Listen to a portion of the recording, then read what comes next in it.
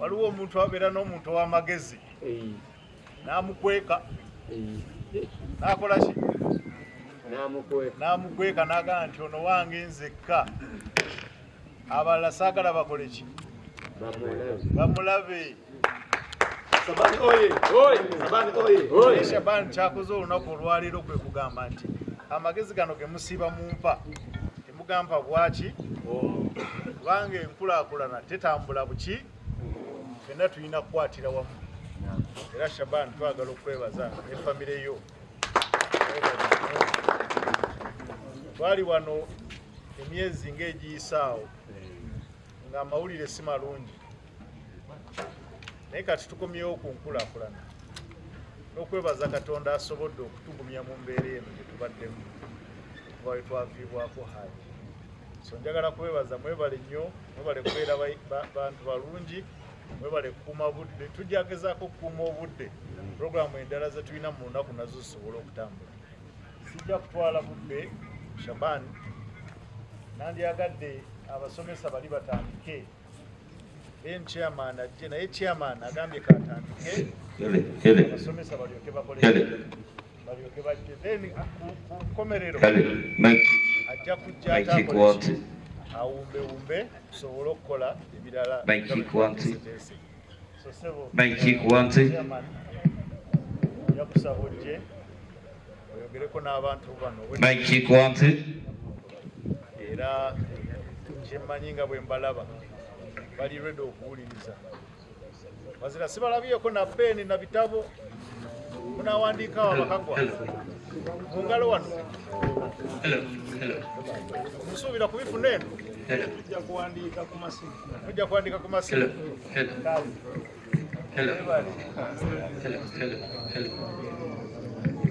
So akaseera kano mukkirize omwami agenda okwogerako nammwe mulimi, musomesa, munnabyamawulire ate munnabyankulaakulana. Tutegeeraganya? Oli oyinza okubuuza nti okola ki ggwe? Singa mbuuza abantu basatu wano kye bakola, ate njagalayo omuvubuka, kuwulirayo omuvubuka. Oli mulimi wa binyeebwa. Yes, ate gwe. Olunda enkoko n'ebinyeebwa. Oli mulimi wa mmwanyi.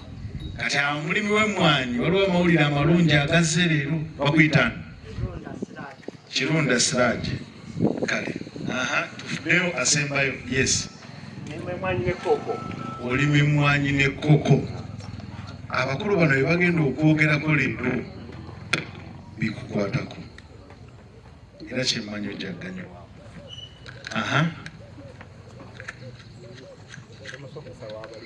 Oli musomesa wa balimi.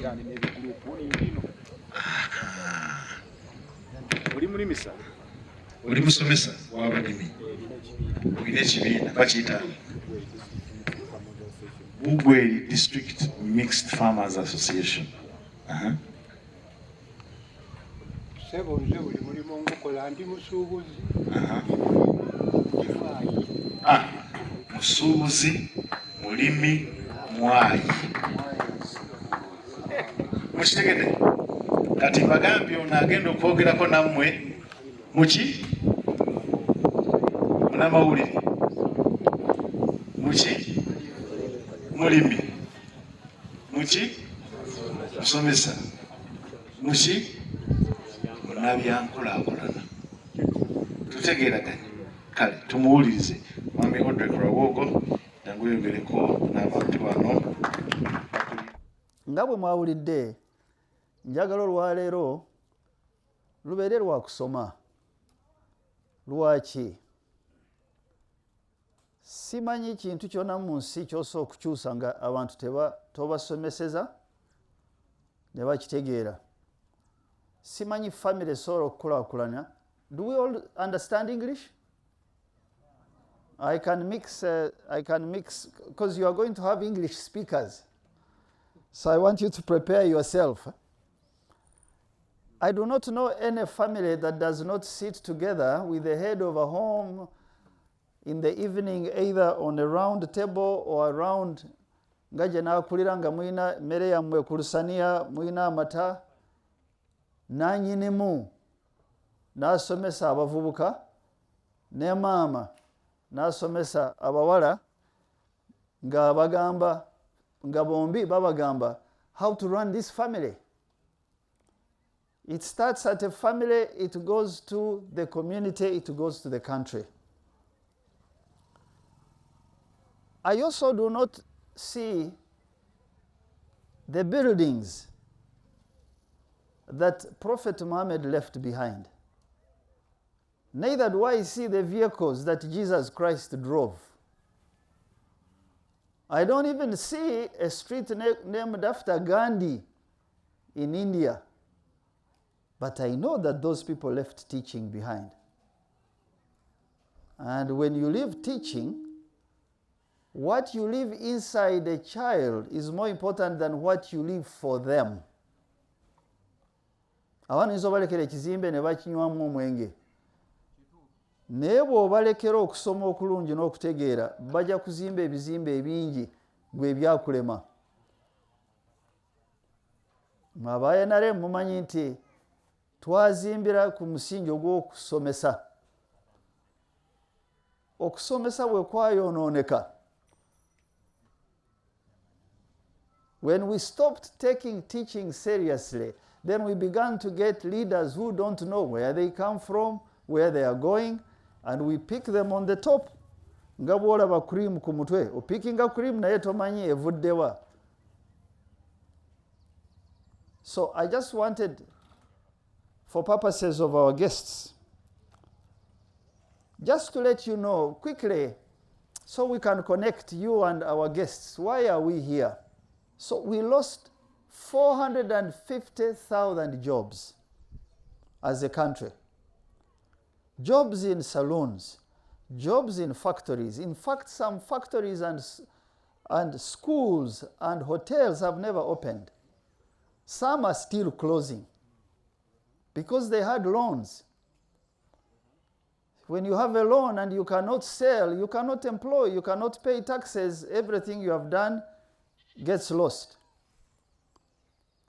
So I took, because I was avoiding failure, collapse, as a person, as a business, avoiding sending away our own staff, because at that time we were employing about 400 members of staff. We closed our factory, which was producing milk for export to South Sudan and Kenya. But we did not want to lay off staff. So what do? We stopped paying half of the taxes so that we can keep people employed. So I drove some of our equipment, some of the things I had, I drove to the most rural part of South Sudan, in a place called Tirangore. It's a small village where Sir Samuel Baker in 1872 spent 2 weeks trying to find a source of the Nile, and he came to Patiko, here in Gulu.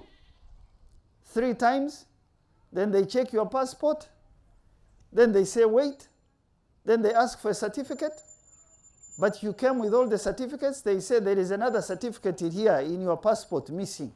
We don't see it. They are asking for money. I lost all the milk. I never got paid. So I asked myself, if these things are happening to us who are educated, who can talk, who have access, who can fix things, how about hundreds of thousands of Ugandans? Where are the leaders?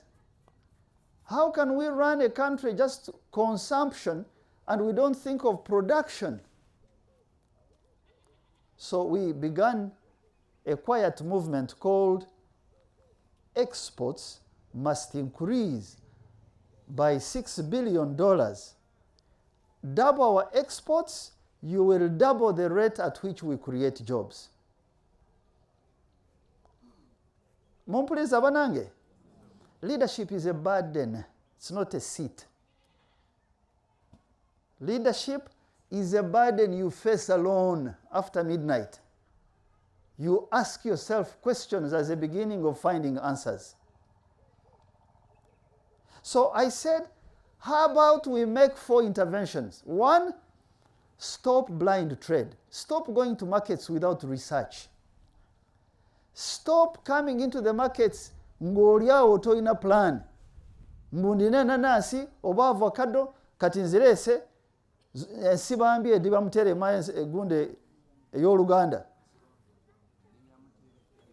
Edibya mutere. Other people are passing you, very well packed, very well organized. Ebyo bwe babireeta babisuula ku kisaawa ne bibeerawo omwezi. Bwe babikebera ne basangamu mulimu obuwuka, mulimu ebidagaladagala. Ebidagaladagala bivaawa? Biva ebweru. Abantu baffe ne babisatifayinga, ne babasasula, ne tubiteeka mu nnyanja zaffe. Ennyanja olutuuka e Bungereza ne bazikira ne bagamba, even that on top of the bad tomatoes you brought or biringanya, now you have to destroy it at your cost here.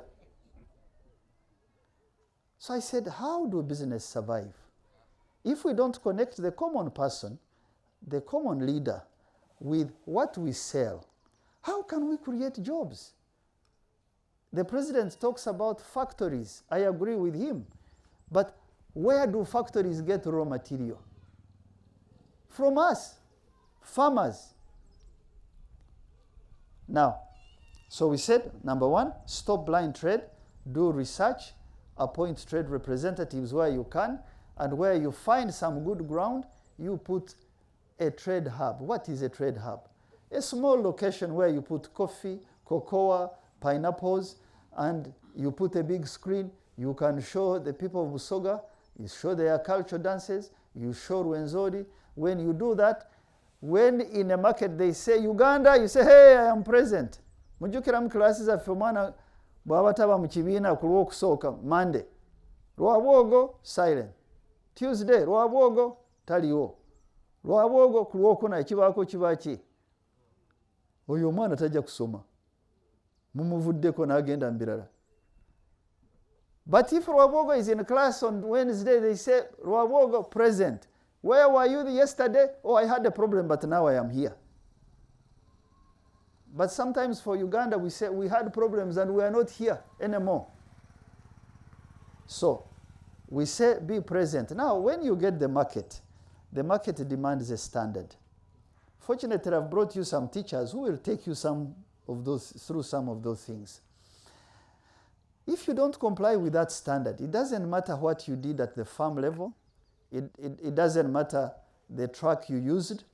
It does not matter many other things you did, but your standard is weak.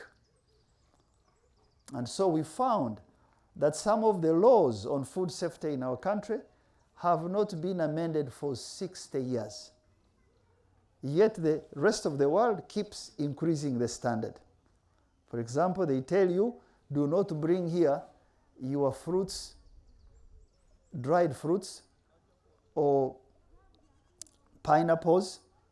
Don't bring them in polythene bags, in paper. Bring them in glass jars. Take them muchupa.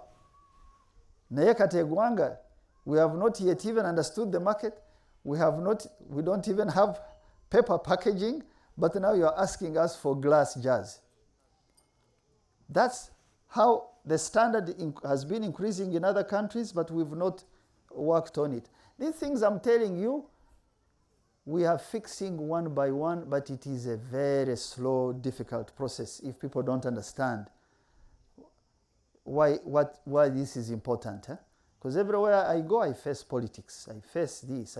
Instead of Banang, there will be politics 100 years when we are not here, but there won't be jobs and wealth and trust and investment. So when we get the market and we fix a standard, it demands infrastructure, your roads, your electricity, your aircrafts. You must combine that effort to reduce the unit cost of production. Fortunately, the president talks about electricity, roads. He calls railway and roads and power, he calls it the bone marrow of the economy. But how many of us understand what that means? What it means is that if you produce here any product and you have to land at the same time, let's say you produce coffee, you want to take this coffee to any European country. Colombia, which is your competitor, just Colombia, which is far away in South America, will use their ships, their aircrafts, their cheap electricity to land a kilo of coffee or fruits and bananas from Peru, land them in Europe cheaper than yours, until you combine the air, the land, the water, in order for you to reduce the cost of production. That's the third we are working on. Number 4, even when you have done markets, you've done standard, you've done infrastructure, you are still in problems if the Chinese borrow at 2% from their banks. Once they have seen that Uganda, there is a market of these bottles, they go and borrow at 1.5%. They supply your market. You see that in their market, there is a segment for fruits. You go to borrow to supply that market, you borrow at 20%. You cannot compete. That's why you see our markets are flooded with external products, because the money that they get for those products is cheap. Banange mukyandino bambalese. Kubanga nze ndowooza ffena wano tuli bakulembeze. Mukulembeze yaani? Mukulembeze yagenda mu maaso g'abantu n'alaba wala. You see far, you cast a vision and people say it's not doable. It's not possible. Now I know that my parents, ideological and biological, who passed away, they cast a vision. So my father, my own father, Wabogo, who has a connection with here, but I don't have time to take you through. He did not go to school. My parents tebasoma. Tebagenda mu ssomero. Naye baayiga okuwandiika, ne bava kukuba ekinkumu, ne bayiga balanced diet, ne batulimira emmere. Kitange yali agamba, my child should go to school with one shirt for 1 year, but he should never leave my house hungry. He must have food so that he does not steal. That's a simple vision, but it means that if you have responsible parents across the country, then you don't have children loitering in towns looking for food. So mukulembeze is to cast the vision ahead and show people the picture of things and encourage them, say we can do it. We should not suffer from inferiority complex. It's not where we come from. It's not where we were born. It is the head and knowledge God gave us. At the same time as you cast a vision, you must walk close to the people, close to them, without those people infecting you with corruption or with praise. Because abakulembeze batukuba munanga. Sometimes we forget that we are simple people, we will die, we are not a big deal, we become puffed up. You walk in front, you walk beside the people, but you also must step behind and see, who among the people I lead can replace me? Who is falling and standing so I can give them a hand? That's how I understand leadership. That's why we come here, to share with you what we think is our responsibility in our lifetime. Because we have seen far, we have also seen corruption. We also know that when you walk behind people, you see who's doing the right thing, and you can engage them. So therefore, we came here, twazze wano, mbalage connection between kyetulima n'akatale. Kati mbagambye, mu katale tuyinayo kyetwalabye, tuyinayo some trade hubs, tuyinayo some orders. Kati tuyina order ey'aba China baagala simsim 100,000 metric tons of simsim. Tunoonyeza Acholi, tunoonyeza Lango, ne tufuna 500 metric tons. Kati munanga okola otya. Wano oyina order, kiraba. Wano oyina crop finance, oyagala oyambe farmers, ekintu bakikole.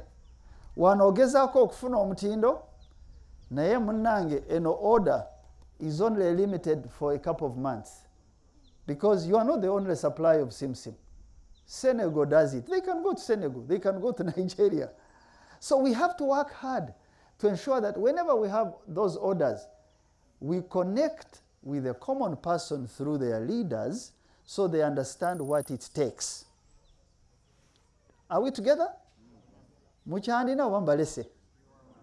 Good. So ayazze wano olwaleero luno olunaku olwa May ennaku 10/22/25 terujja kukomawo. Lugenze. In the history of eternity, this day is gone. There will be people here in Busesa 100 years from now. They will only remember what you did on this day, what you studied, and what came out of it. They may not even remember that the day was May 10th, because there are many days in a year. Montegera.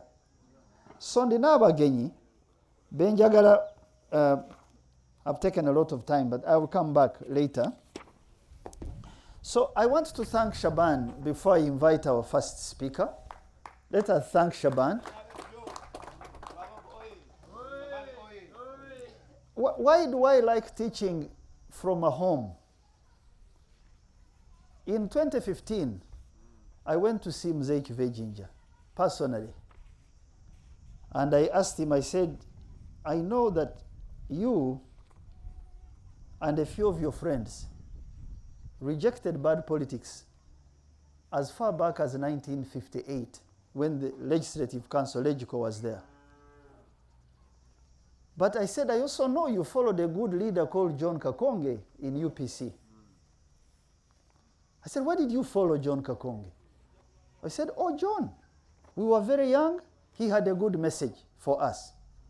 There were many people in UPC, but we saw that this Secretary General is a good man.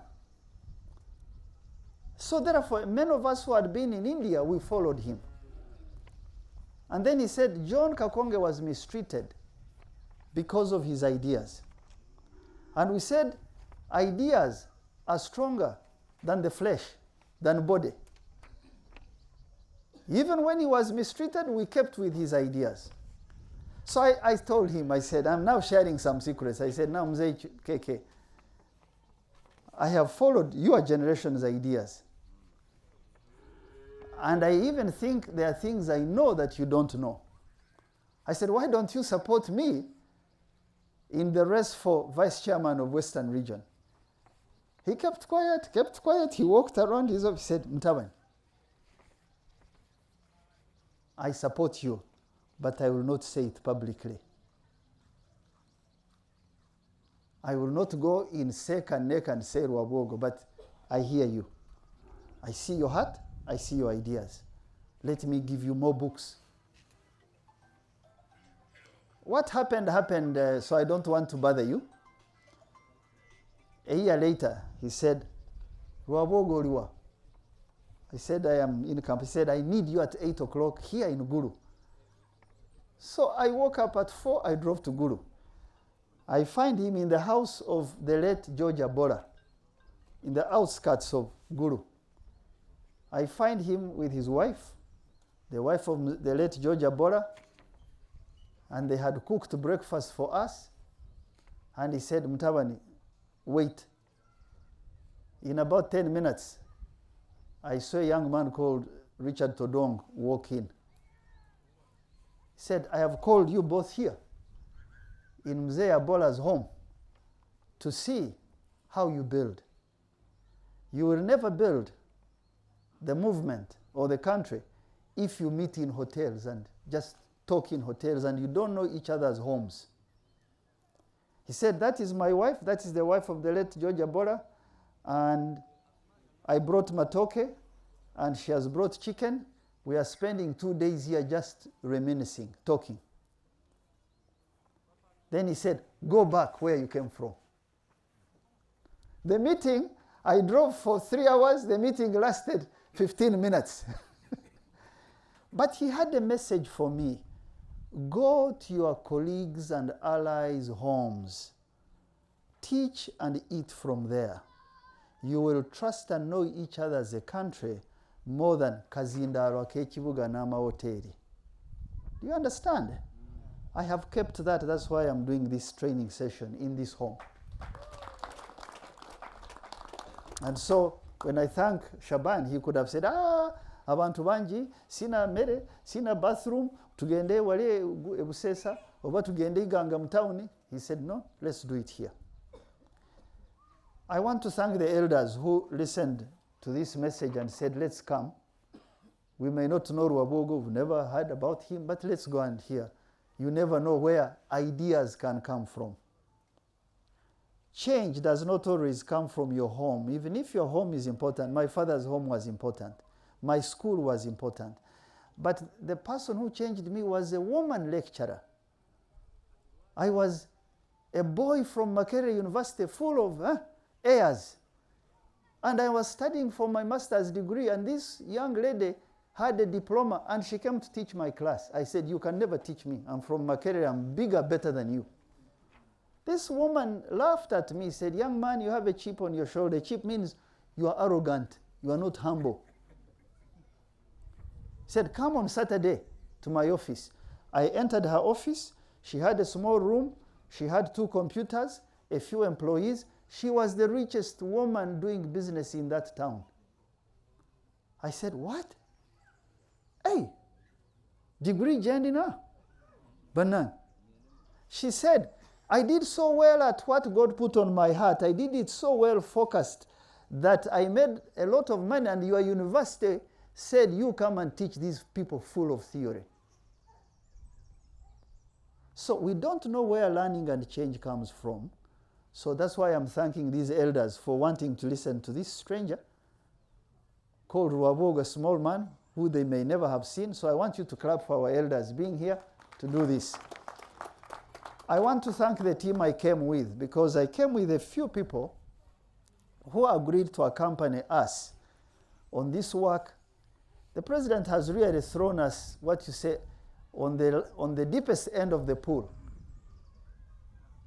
So there are ministries. The ministries don't change. The ministers don't change. The permanent secretaries don't change. Politics don't change. But you, Rwabogo, you go, you have a target now. You must find a way to sell more out of the country, even without changing the structure.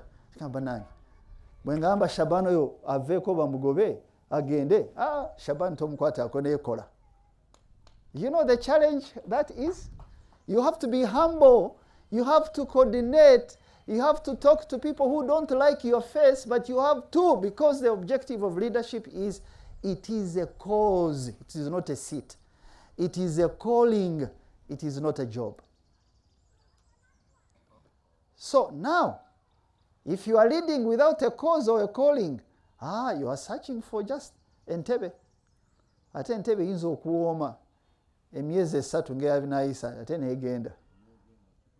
Naye bw'oba olina cause, Entebbe togifaako, ejja kujja kubanga abantu balaba nti kino kitukolera. Me, that's how I approach leadership. So I want to thank the people I came with and immediately invite the first speaker. So I came with about 4 teachers. The first one is Mr. Steve Hodges, if you can stand up. Steve Hodges, musajja muzungu naye yawasa ewaffe mu Uganda. So musajja Muganda. So Steve Hodges leads a company called AfriShamba. AfriShamba, they export fruits and vegetables to Netherlands, to Dubai, to other parts of the world. He knows what can you grow on 1 acre and earn 300 million shillings Versus, so 1 acre in the Middle East, when they put Entula, they earn $30,000. For us, we earn $300. $30,000 is how much? Huh? No, $30,000. About 100 million. Kati ezo ze omusajja we Dubai n'owa Israel n'abalala ne Bungereza ne Poland ze bafuna. Mu Uganda fe 1 acre we get $300 million echi. So this man will be explaining to us, how do you make it in the fruits and vegetable business to make sure you export? Just take a seat, I will invite you. The next teacher is Chris Bumpenje. Chris Bumpenje yasomere mwiri ayogera lusoga akobo lusoga bulungi. Your mother, I heard you now say, I didn't know that, was in Ginger School of Nursing. Chris is going to teach us. So if you now, let's say you earn 50 million shillings, do you take it and drink it or waste it? How do you manage finances? Because the lack of management of finances at a personal and household level, you see it at a national level. Muntegera. So Chris will be speaking about finance. Chris, sit. He will also tell you about the fund for exports. How do you borrow from that fund at low interest if you have an order and you employ more people? Bananga komukategedde. When you see us demanding money from government, let me, please forgive me, I speak openly. If I'm a member of parliament and I demand money to be paid better than a teacher, than a doctor, than anybody, what I am demanding is not related to what I am producing. Let me tell you, when you make your own money, it is very difficult to spend it casually. You think about it, But when you get money by demand, you can spend it anyhow because it didn't come hard. So if you take your home as Uganda and your district as the way you want Uganda to be, discipline has to start from home. Discipline has to start from where? The third person is very much known to you because he's a very close friend of Shaban. He has been RDC in many parts of the country, and he's now at the Secretariat.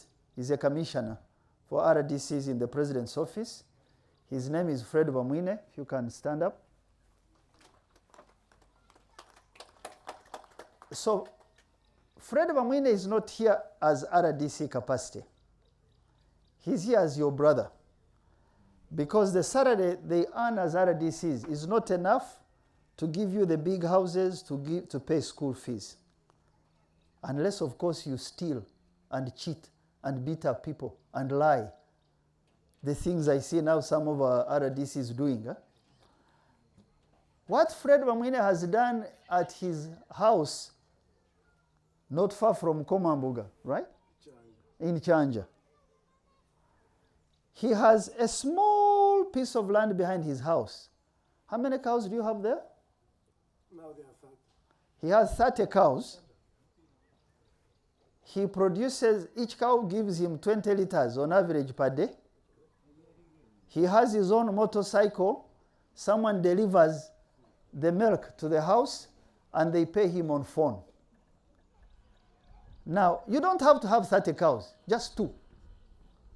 Those 2, how do you feed them? How do you raise them? How do you treat them? That's why I asked him to come here and demonstrate to you how he has done that. Now, the final person is my younger brother, Kayemba John. Kayemba Imirira. Omwami ono, nagenda okusomesa Kawanda. Olutuuka e Kawanda, neyamukyalira ku kanisa ye nensanga ng'alina omukyala akola ekawanda nga bamanyi okukola endokwa ez'emwanyi.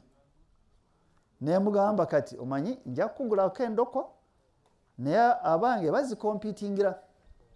You compete for those ndokwa and I will show you how you are going to compete for them. I said, you come and tell us, how do you get the best coffee? How do you plant it?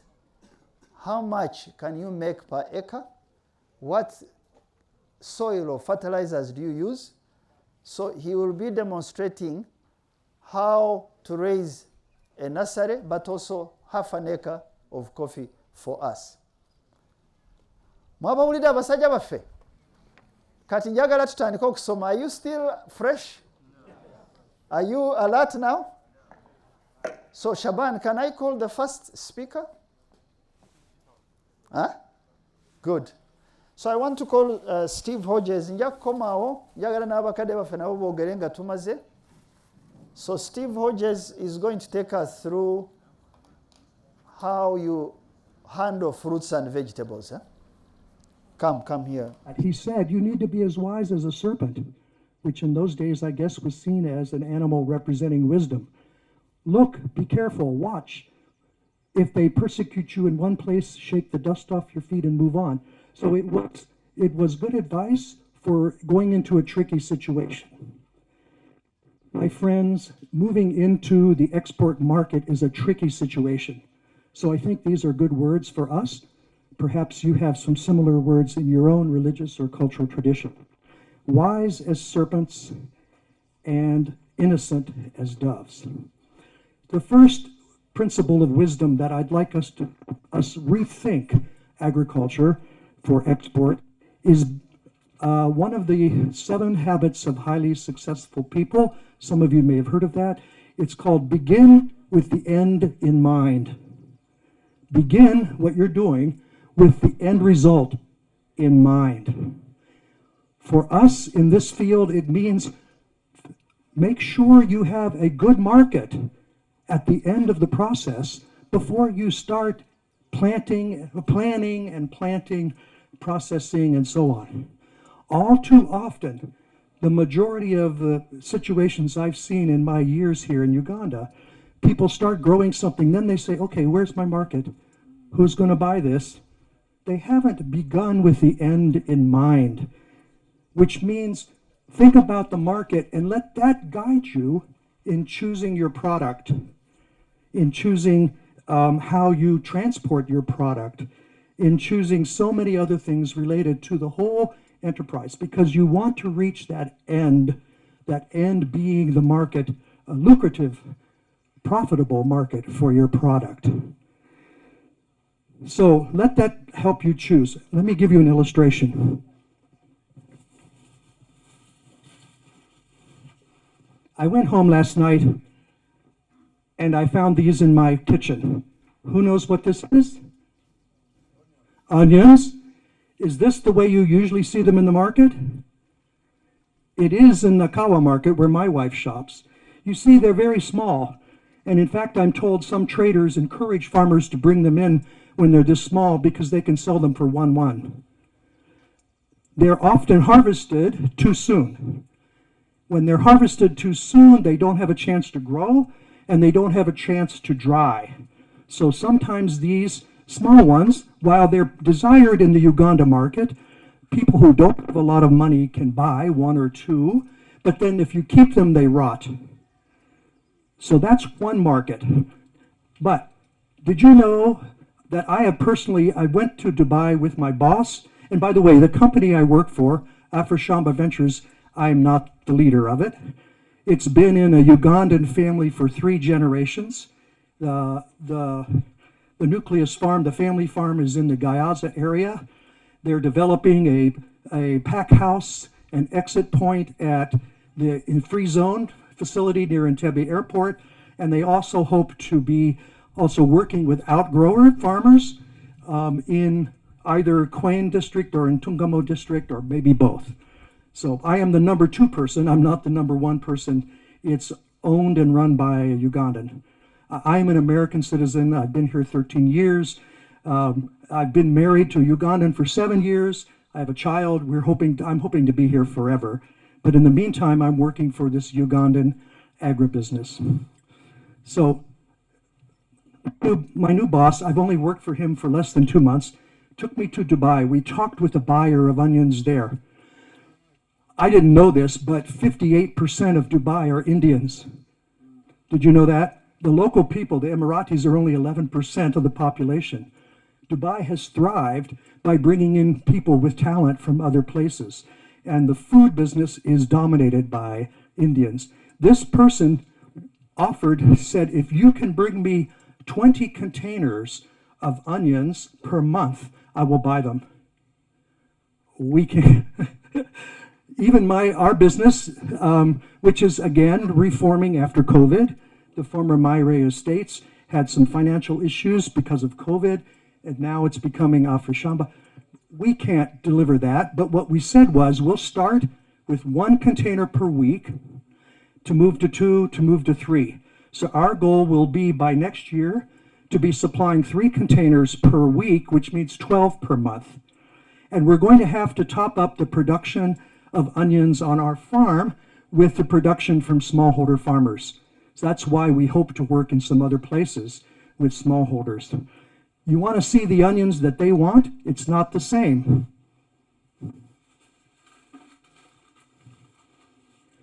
These are the onions that sell in Dubai. You take the small and the big and walk in front. Put the small in one hand and the big in the other. Take both. No, take your hands full of both. Yeah. Yeah. The big ones I measured with my fingers. Most of them were 4 fingers wide. That's the ones that they want in Dubai. They are already buying them from India and Pakistan. They want Ugandan onions. I think we should grow onions for them. The variety they want any kind of red onion. In Uganda, most of the varieties we grow here, are there agriculture people here?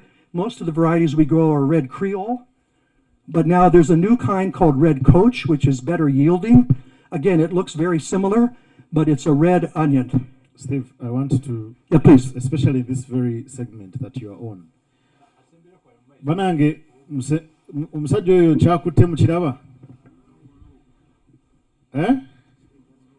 Buno mwali mubulabyeko mu mayumba gammwe? Buno buki? Ate buno muwulidde omwami oyo kyagambye nti baagala container mmeka? Steve, how many containers? They want 20. Container makumi ameka? Buno mwali mubulabyeko obutungulu buno? Mubulima? Buno temubulima. Mulima buli obutono. Ate nawo we mubulima mubugyayo mu nnimiro nga tebunnakula. So Steve. Yes. They have seen these onions before. Yes. But they grow a different type. Yes. And I'm telling them that even those that they grow, Yeah. they harvest them before the real time for harvesting comes. Okay. So how long does an onion like this take to grow? How many months? It's supposed to take about 90 days, which is 3 months. Ennaku mmeka? Muwulira bannange? Musooke muwulirize obugagga wano. Ennaku mmeka? 90 days. Yes. Proceed. Thank you. Now, maybe you may not be aware of this, but many of the onions we find in our market are not grown in Uganda. They're grown in Tanzania. The ones we bought for you today, these big ones, were grown in South Africa. That's what the PACED staff told me. Why? Why should we be importing something we can grow very well from Tanzania or South Africa? Let it support Ugandan farmers. So one reason I chose onions, it's not because they have a high profit margin. They don't. It's a smaller one than some other things like chilies or avocado. They have better profit. But onions can help us stop, it can be an import substitution issue. It can help us stop importing from other countries. The other thing about onions is they do have an export market and a local market. If there is overproduction, the overproduction can be sold in the local market. So the farmer is less likely to lose money. One way or another, she or he will be able to sell their onions. Now I'm not going to talk about many other types of, and by the way, I have no degree in agriculture. I'm not an agronomist.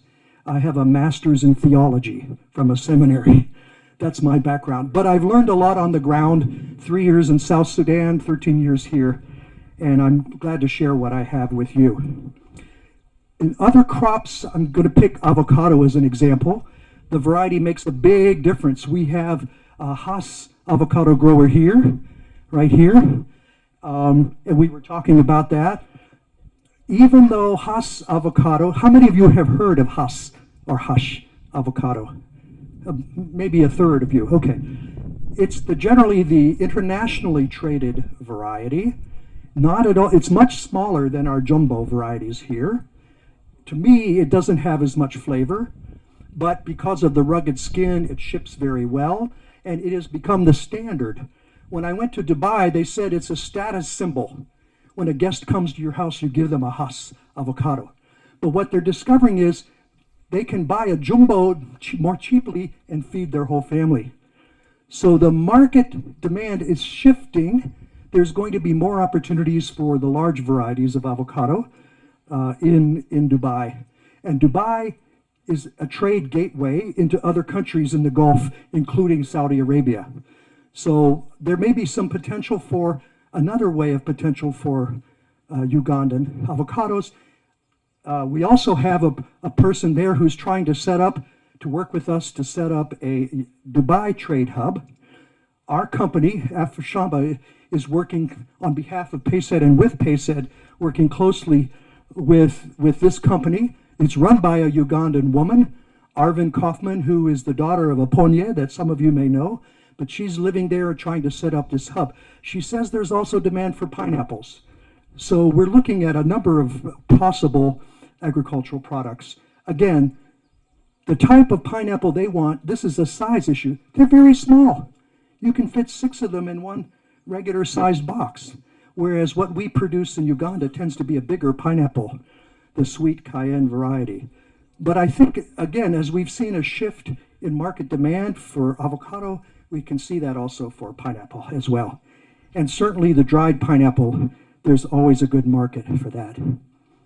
So let me get on. When you go into export markets, let me point something out, then I'll stay. When you get into export markets, you have to start thinking about certifications. Now, what does that mean? That means your growing process, everything that happens on the farm has to meet certain standards for you can be certified. Some of you may already be familiar with the certifications provided by UNBS. Now, this is a very small logo here. You can see on this package of crisps, the UNBS Q. That's a kind of certification we recognize in Uganda. The U certification allows the product to be sold legally in Uganda. Q means it can also be exported. And these, I actually know the man who runs this company. These are being exported to Kenya and probably other places by now. That little symbol, that little logo on there shows the product is certified.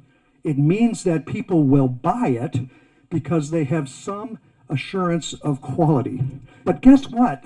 My boss has been marketing flowers and herbs and vegetables to the Netherlands for many years. And the man he works with there said to him, oh, don't worry about the BRC certification, just get your global gap. Why? Because that buyer wants to be the only buyer. He doesn't want us to diversify markets. So getting certifications is a way to open up other new markets. Did you want to explain? Banange Mwami Steve Hodges ono ayogera ku standards. Standards chechi mu Lusoga. Omuki agamba nti obuntu buli bw'abalaze okubeera nga babutunda bulina okuba nga butuukagana n'emitindo gikola ki ekikkirizibwa ku katale akawano n'akaawa. Mwali muwuliddeko ekitongole kye bayita UNBS kikola kyekyo? Ani ambuulira, omuntu omu ajja ambuulire UNBS ekola ki? Jangu yangu adduka misinde kuba obudde tetulina dduka nnyo. Kikebera mutindo gw'ebintu ebiyingira wano okuba nga bituukaana. Si byokka ebiyingira naye n'ebikolebwa wano nga sabbuuni gw'okozesa, nga sukaali gw'onywa n'ebintu ebirala. Tutegeraganye bannange, mumuwulidde ku nsonga y'omutindo standards, nti waliwo eddagala lye mutalina kukozesa nga mufuuyira ebirime, naddala mu abalimi. Mulimanyi? Abasinga kummwe mugenda wali container village ne mugula erya layisi, ne mujja ne mufuuyira ennyaanya, ne mujja ne mufuuyira obutungulu, ng'eddagala ki? Fu. Kati bino ebirime bye batunda waliwo omutindo era babikebera okuva ku mulimi, okuviira ddala mu nnimiro gy'ova, era abitunda bamubuuza bino wabijjeewa? Nti Buseesa. Kwani? Ewa Hamadi. Hamadi nga tujja nga tugamba nti sebo ebintu byo babigobye, ate ekibi ekiriwo nti ebirime bino bwe bituuka mu mawanga gali amalala gye tubitunda ne basangamu akawuka. Akati? Akawuka. Bayinza okutta container yonna ne bagikomyawo wano, oba ne bamugamba gyonoonereyo eyo, destroy it, olw'okuba tetuganye naki na mutindo. So ensonga y'omutindo eno mugiwulirize nnyo, kubanga n'ebintu bye tujja okujja okubagulako oba bo bye bajja okujja obbagulako birina okuba nga bituukagana naki n'omutindo. So mumuwulirize nnyo ku nsonga ya standards eno.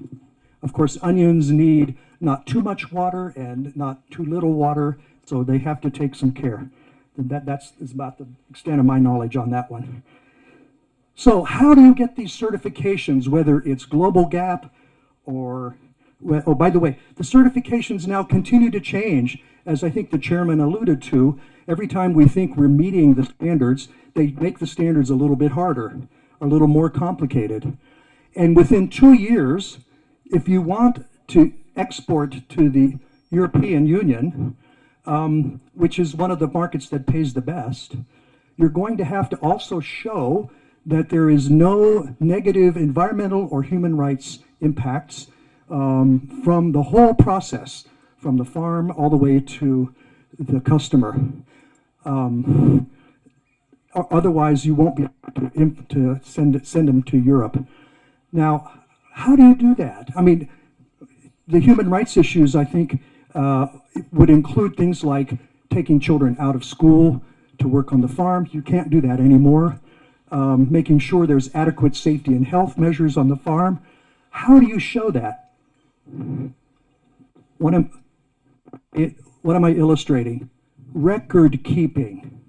Record keeping on the farm is essential if you want to get certified to meet these standards. Now, if you don't care about reaching the high value markets, you can discontinue doing what most people do. But if you want to reach Dubai, the European Union, the US, and other markets, you're going to have to start at the very beginning with proper record keeping. What did you do to your farm? When did you spray? When did you plant? What did you use? Who's working on the farm? It's just a reality. To reach these markets, you're going to have to start keeping far more records than we're used to doing. You see here a link between education and prospering with export markets. It's absolutely essential that you have people that not only can do that for you, but help you learn to do that in terms of the record keeping. Because some of you may already be thinking, we're in an age where perhaps our young people can find a new role in farming, helping us digitize, put these records in digital form. That's the way it's going to have to be so it can be easily and quickly shared with the buyers. Record keeping. Now let me tell you a story, a true story, about how trying to reach standards made a big difference. Before I joined Afrishamba Ventures about 2 months ago, I was CEO of a small Ugandan NGO called Uganda Agribusiness Alliance. And we used a small amount of money from Oxfam to do a trial. For 2 years, we worked with 2 or 3 exporters per year, and we said, let us train the farmers in your outgrower, the lead farmers, your farmer leaders, in global GAP standards. How can you produce what you're producing, whether it's chilies, whether it's Ntula, whatever it is, to global GAP standards. 5-day intensive training of lead farmers. Secondly, we said we need to also do the training at your pack house, because the quality put into the product on the farm has to be maintained as it's handled and packed. Thirdly, we said we have to work out an individual improvement plan with your management. You need to communicate with your farmers more often and more transparently. You need to be responsive to their needs, whether it's for inputs or input financing or more flexibility on the prices, and then consistency in giving the price range promised. And it works. 2 years later, we went back and talked to these exporters. They had not only had the quality improved, and that's even without a refresher training. The quality had improved because the training given to the farmers worked. Secondly, because the farmers now were producing higher quality, before the training, everything they brought in to be bought by the exporter, 30% was wasted, was discarded. After the training, that went down to less than 10%. So it meant that now what the farmers were bringing in, they were getting paid for 90% of it instead of for 70%. The farmers were so happy that 2 years later they were now cultivating additional land because this system was working for them. And the exporters were happy because they were receiving quality and in a consistent way. They didn't have to go out and look for outgrowers every year. They had the same ones there, and every investment they made in their training was being kept within the company. Do I need to wind it up? Okay, let me try to finish quickly then. What's happening there? It shows the important link between trust and success, trust and profit. That process not only built the capacity of the farmers and their profit, but it built more trust between the exporter and the farmer so that both of them wanted to keep that relationship going. And that's essential. That's part of the innocent as doves part of this. So the final thing I want to say is about transport, which one thing I was asked to speak on. I'm going to call it logistics. Let me ask you a question. If 2 competing farmers have a truck, the same size truck, each of them hires the truck. The truck is hired at the same rate. One farmer fills the truck halfway with matoke, the other farmer fills the truck all the way with matoke to send to market in Kampala. Who's the one that's likely to make more money? The one who fills, because they both have the same expenses, but one has greater profit. My friends, most exporters, even today in Uganda, don't realize it's the same thing. If you're filling an airplane, you pay for that airplane no matter whether it's half full, 3/4 full, or completely full. The same thing with a container. And what our company plans to do is to put half or 2/3 of the container onions, and then the other part can be avocado, it can be chilies, it could be more profit-making things. So logistics is also important. You can't even calculate a price for your product until you've thought through the logistics side of things as well. Now think about it. If you can't fill that airplane or you can't fill that container, what can you do? You pick up the phone and you call other exporters or other farmers. This is where aggregation can come in, depending on coordination, which depends on trust. Again, you see that theme of trust. There has to be trust among those who are cooperating in arrangements like this. The final thing I want to mention is we're far away from this, but maybe not as far as we think. We always think about air shipping our fruits and vegetables. It's time to think about sea shipping. Sea shipping is already about a third to a fourth as expensive. And let me tell you the other thing that I've learned from my boss. when you ship from Entebbe, how many destinations can you go to? It's probably maybe 10 in high value markets. If you ship from the ocean, you can go almost anywhere to a port. The illustration he uses back when he was growing roses, one stem of rose, he received 14 cents per stem from the Netherlands. He discovered he could ship them to Bangladesh and get $1 per stem, 6 times as much, by being more flexible on his end markets. So without going into any more depth, thank you for your time. I'm glad to be here today. Bameka baali bandabyeko. Bameka baali bampuliddeko. Kale. Nze bamwine wano najjawo ndowooza 28 twalina meeting wano. So I'm coming back this time. Njagala kwebaza mukulu Odrek and his team okutuwa omukisa ntujja okwogera nammwe. Mbadde RDC mu bitundu bino kumala kabanga kata ndi commissioner ndabirira ba RDCs. Ndi musanyufu lwaleero kubanga size kwogera byabufuzi. Nze kwogera ku bitukwatako ng'abantu. I have a small story which will lead to my presentation. Bunayingire Kampala nga ndi muvubuka nga maze okusoma. I made a commitment to myself that I must make sure when I get home, I must provide food constantly.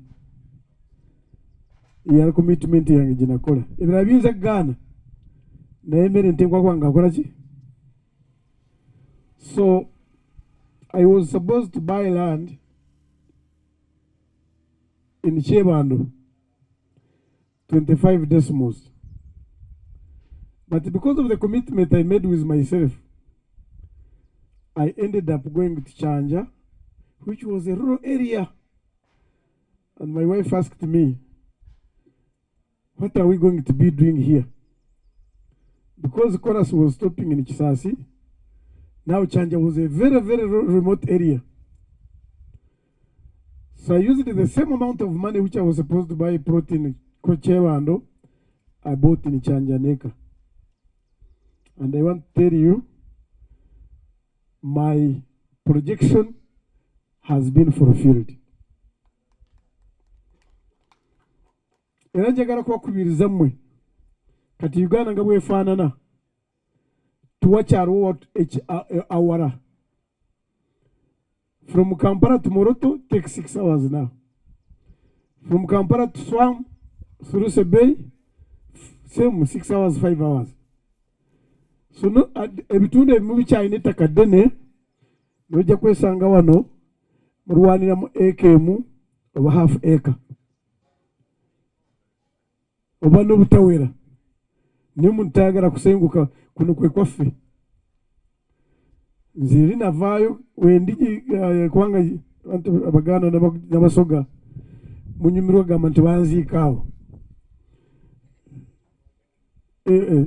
Nze banziika awo awo. Kijja sifa ku kijja kya jjajja. Akati ensi yakyuse. Olwanira ekijja naye omwana ayagala kusoma. Oyo alwanira kijja bw'olwala weetaaga ssente genda mu ddwaliro kubanga olwanira kusigala ku ki? So gye bayita mindset. So I went to Chanja, I bought an acre of land. That time, Chanja was a rural area, Kwarasekoma Kisasi. When I went there, tulina sente za kuzimba. Nali n'abakozi nga bakuba amataffaali. So I said, wakisereeta wano enkoko Omanga sina sente za bavubuka bano ne balonda enkoko zange zenyankole.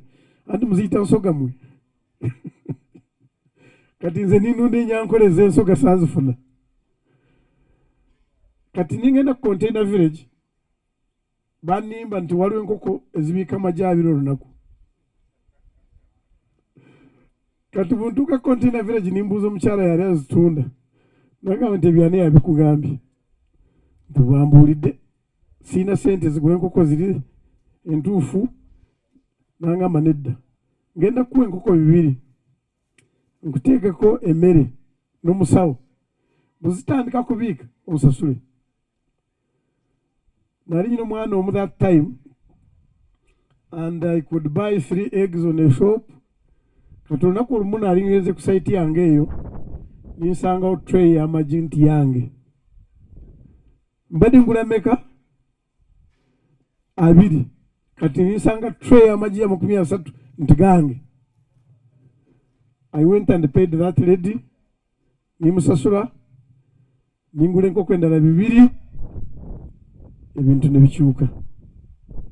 Sudan ng'egenda kufuna obwetwaze nali nyina enkoko 1,000 ezibiika amagi. Naye ekiseera ekyo maize brand gimuyita Chachu yali egula siringi 13 ekiro. Sudan bwefuna obwetwaze omuwendo gwa Chachu nigubuuka kuva ku 13 nigenda kusinja 6. Kati nze engeri gintabeerayo kyanziwalira okuvuganya n'abasuubuzi kubanga abasudaani kati batandika kutwala kasooli empeke era most of the farms closed that time. Naye naali naleeta ente 2 nga nzitadde mabega w'ennyumba nga z'abaana kubanga nze nasolooza nti amata gano agala packet nti mata matuufu naali njagala banywe gali gennyini. So ekiseera ekyo natemanga omuddo nempeereza ente nezimpa mata gali. But I was also a chairman for PTA at All Saints Church. They had a nursery. Kati abazadde ne bagamba nti abaana baabwe bandiyagadde banywa amata gali fresh. Kati ningula ente ya 3. Ntufuna amata g'essomero n'agaffe. Now, when Sudan got independence and maize was being taken, and I could not manage hens, so I changed to cattle keeping. Dairy. Nenga simanyi babikola. Nintandika kubuuza abantu. Nze talina ttaka.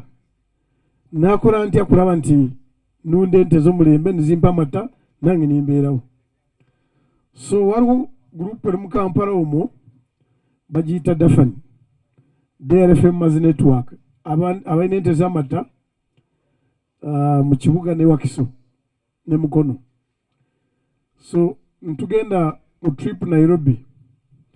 Nairobi town eyo yonna gy'olaba kumpi buli nnyumba erinamu ente ey'amata. Kati bwe nababuuza ne bangamba nti ebitundu 80% by'ente z'amata by'emmere bagijja mu Uganda. 85% of animal feeds come from Uganda. I said, is it? Kati nimbuuza omulala nimugamba nti kati nze nkole ntya kubanga sirina ttaka ate nyandiyagadde kulunda. Yambuuza ekibuuzo kimu and from that time my life changed. Yambuuza nti kuva Malaba okutuuka Kampala araba omuddo ku mabbali g'ekkubo ogwo muddo gwani? Era ekyo ekibuuzo nkibabuuza mwe bali wano. So twakoma wet ningula machines 2 ezokusaawa mu compound ntutandika kubasalira omuddo gwa City Council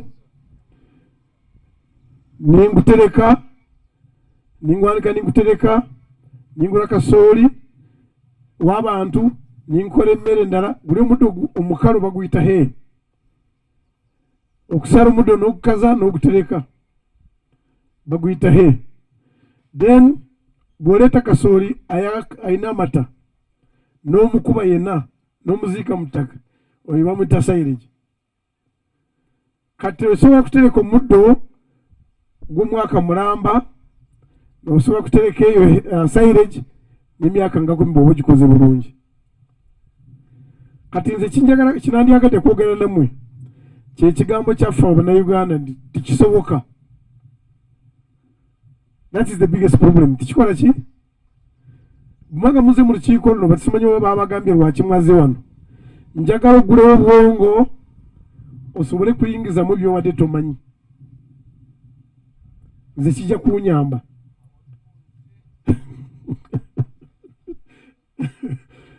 So abalina essimu eza WhatsApp zino ezaseereza bw'onyigako n'ogenda ku YouTube n'oteekamu Bamwine Farm binjogera ojja kubiraba ku YouTube eyo. So kuva 2005 kutuuka 2020 mbadde nsala muddo gwa City Council ningwanika ningukaza ningutereka waggulu. Ngule n'ennimiro z'abantu ninkuba kasooli emmere nigitereka mu ttaka neesigalayo kubanga sibeerayo waka. Era twagenda kutuuka mu COVID time nali pulezidenti 65 mu kifo kya decimals 10. Decimal 10 noza ziyinza bw'ogattaze ne tents zombi ze decimals 10 nga nyina wente 65 naye kati awo natandika nange kubeera nga njagala kukola ebyabalala. Sente ninzikendeeza ninzigulira ettaka ninzigulira emmoroka eyetta emmere. Kati nyina ente 30. As we speak nyina litaazi 305 ez'amata buli lunaku. Wetwogerera abaana batwala amata the method of marketing bunkusinkana mu Kampala n'ombuulira egyobeera ng'amanyi nkugamba nti nyina mata. Sikukkiriza kujja wange okujjako kujja kulaba ente naye ekyokukima amata sikikiriza. Amata tugatambuza ntugaleeta ku nnyumba yo nyina omwana alina kapiki n'akuwa amata gwe n'onsasula ku simu kugamba tuwaliwo sente zonna wakaawo. Now ebyo nga mumbibabuulidde mu Uganda tuwali omuntu atasobola kulabirira ente emu. Mwene gye muvudde simanyiyo naye mwe gy'ovudde wonna oyise ku muddo tugulire nannyini gwo. Gavumenti eteekamu n'esaawa negusaawa neguvundira awo. Ekenya gy'olaba ensi yaabwe teringa yaffe kubanga bo balina enkuba omulundi gumu kati ogwo omuddu gwo tebaguyina bakayanira bukayanisi. Waliwo ebituyita ebisoolisoli. Mubimanyi ebisoolisoli? Ebitaabala oba kasoolo muggyemu ebyo bisigala eyo mmere ya nte.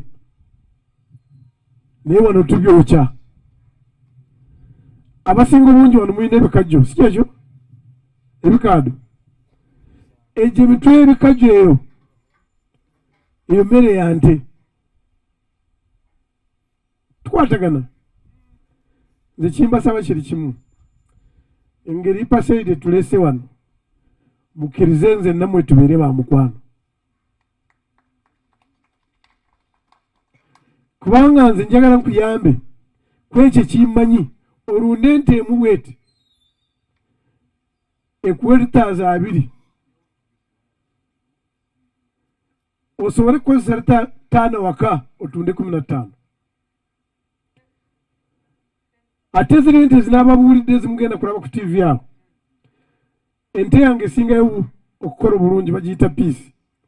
Piisi bw'eba ezadde tuwa litaazi 45 olunaku. 45 olunaku. Era bw'oteekako YouTube ojja kugirabaawo. In fact, that program etera kubeera ne ku Family TV ne ku NBS oluusi. naye nze sikwageza nti ogende mu nte 10. Njagala nkuyigiriza kulunda ente emu ekitono nnyo ekuleeta 2 tugipushinga egende mu 3. Nze bw'onaatandika kukwata esente zo nja kusiibula. Waliwo atasobola kulunda ente emu ng'asaba omuddo ku makubo? Ente emu weti ekulema? So kimbasaba kyekiriwa, bw'oba oyingira ebintu bino oteekwa okusalawo oyagala kukola ki. Kati kankulage, ente zange nzirya z'amaanya, ze zimpa mata, ze zimpa sente, naye ekiseera kyekubeerayo tikiriiwo. Wuuyo Busoga, wuuyo Karamoja, wuuyo Acholi, wuuyo Lango, sibeerawo. Naye kubanga nasetinga system, emmere mmanyi nti entambuza emyezi 6, kitegeeza omwezi gw'okutaano ntandika kukola emmere endala. Ekyokubiri, oteekwa okusalawo ente ogenda kulunda zaaki. Ez'abanyankole kuziraba mu bungi oba oyagala ezo zisobola kukuleetera sente. Kati mu Kampala nze ente wakisifu sobola kuba ku nti 1 empa mata ag'okunywa n'ag'okutunda, 2 empa omuliro biogas. Nze kumala emyaka 13 okufumba amasannyalaze agaaka nkozesa biogas obusa bw'ente. 3 empa ekigimusa. Steve was talking about organic fertilizers. Ekigimusa ekibayita biocereal ekiva mu biogas, it is the best organic manure. Era bino ebirime ebiriyende bweru baagala okozesa manure ekika ekyo. 5 ente yongera n'empa obusa nabwo buntunda. So bw'ojja nkuguza busa, nkuguza eri manure gye bayita biocereal, ate ninkuguza disinfectant, kubanga manure eri eva mu biogas bajawula ebibeera solid kyeki ebikwafu, obusa obukwafu obuli mu biocereal ebeera manure. Amazzi gakola nga disinfectant, gagoba obuwuka era obufuuyiza ku birime tewaliwo kawuka kasobola kubirya. Kati ate faamu ningifuula kamasho, nti bw'ojja ku faamu eyo n'ogamba nti eno ente njagala, siringa bajjajja bange baga nti ente twagitunda kubanga baginywako amata. It's a commercial farm. Njikuwa n'okola ki? Okujjako nange nkyalinamu obunyankole olunaku lw'okugitwala sibaawo. Kubanga zinjagala nange nzaagala. Ezente bw'obanga tebazirisiza nintuuka ku geeti zitandika kukaaba, kubanga buli kyona obuza saameka nteekwa okutuukayo nzirabe. Kati yo bw'ebanga teridde bulungi ebaloopa nti wali kitaatambudde bulungi. Naawe bw'oba ogenda kufuna ente ng'eyo emu gye nkugambye, oteekwa kukola ki? Ekisooka oteekwa kuba ng'olina passion, obwagazi. Ente eyo ogyagala, era ffe tumanyi kuziweeweeta, era bw'ogiyitawo nga togiweeweese ejja kukaaba, ajja kusamba buli kimu, kubanga eyagala giweeweete emanyi nti oli munaayo. Ekyokubiri, kwe kusalawo olunda ente kuwa ki? Yakulaga bagenyi, bakuziraba mu bungi, oba oyagala ya bizinesi, kibayita focus. Ekyokusatu bagiyita management.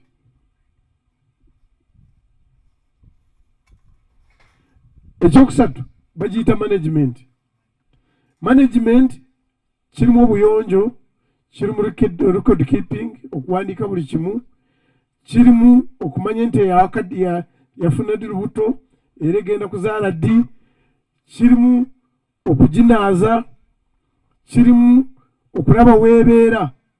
Bwe ng'omuntu bw'oba tosobola kutuulawo n'oliirawo emmere, nente tesande kubaawo.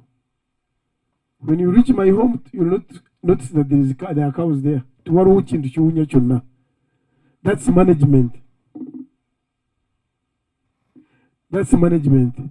Then ekisembayo yemmere eginkugambye eyibayita he eyibayita silage then oyina ne biosirale dairy meal then muyina kati ebikanja ebyo ebikanja mbimanyi bwe bajja mu bbiya ebisigalira ebikanja ebyo nabyo birungi nnyo bikamu sente kati ebyo mumbala kubikola ente eyo neetakuwa lita 15 ekisigalayo bagiyita breed ente gy'olina ya kika ki kati ensobi y'abantu batandikira ku breed ajja kufa munaku nti giwagambye alita asatu oliwo nti yeeyo bw'ogitwala nga tonaba kuyiga biri ojja kumaliriza ekuwadde nga alita emu kubanga biri tosobodde kubikola so bw'obanga oyagala kunoonya ente totandika na breed otandika n'okusooka kugirabirira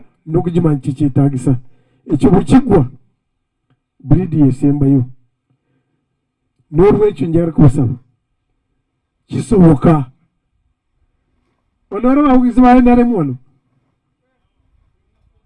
temusobola kuba mwenna mu bawagizi ba NRM njagala mukyuse buwagizi bwammwe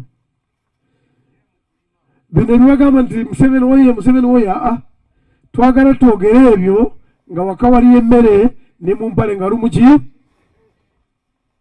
Katonda beere nammwe. Atunyonyodde nti obutungulu bulimu ebika. Mbadde mukimanyi nti bulimu ebika? Agambye waliwo bwe bayita red Creole. Mwabulabye? What did you bring today? I think these are red Creole. Red Creole. Waliwo bwe bayita red Creole ng'obwo bwe yabalaze obunene. The red coach has better yield. Buno.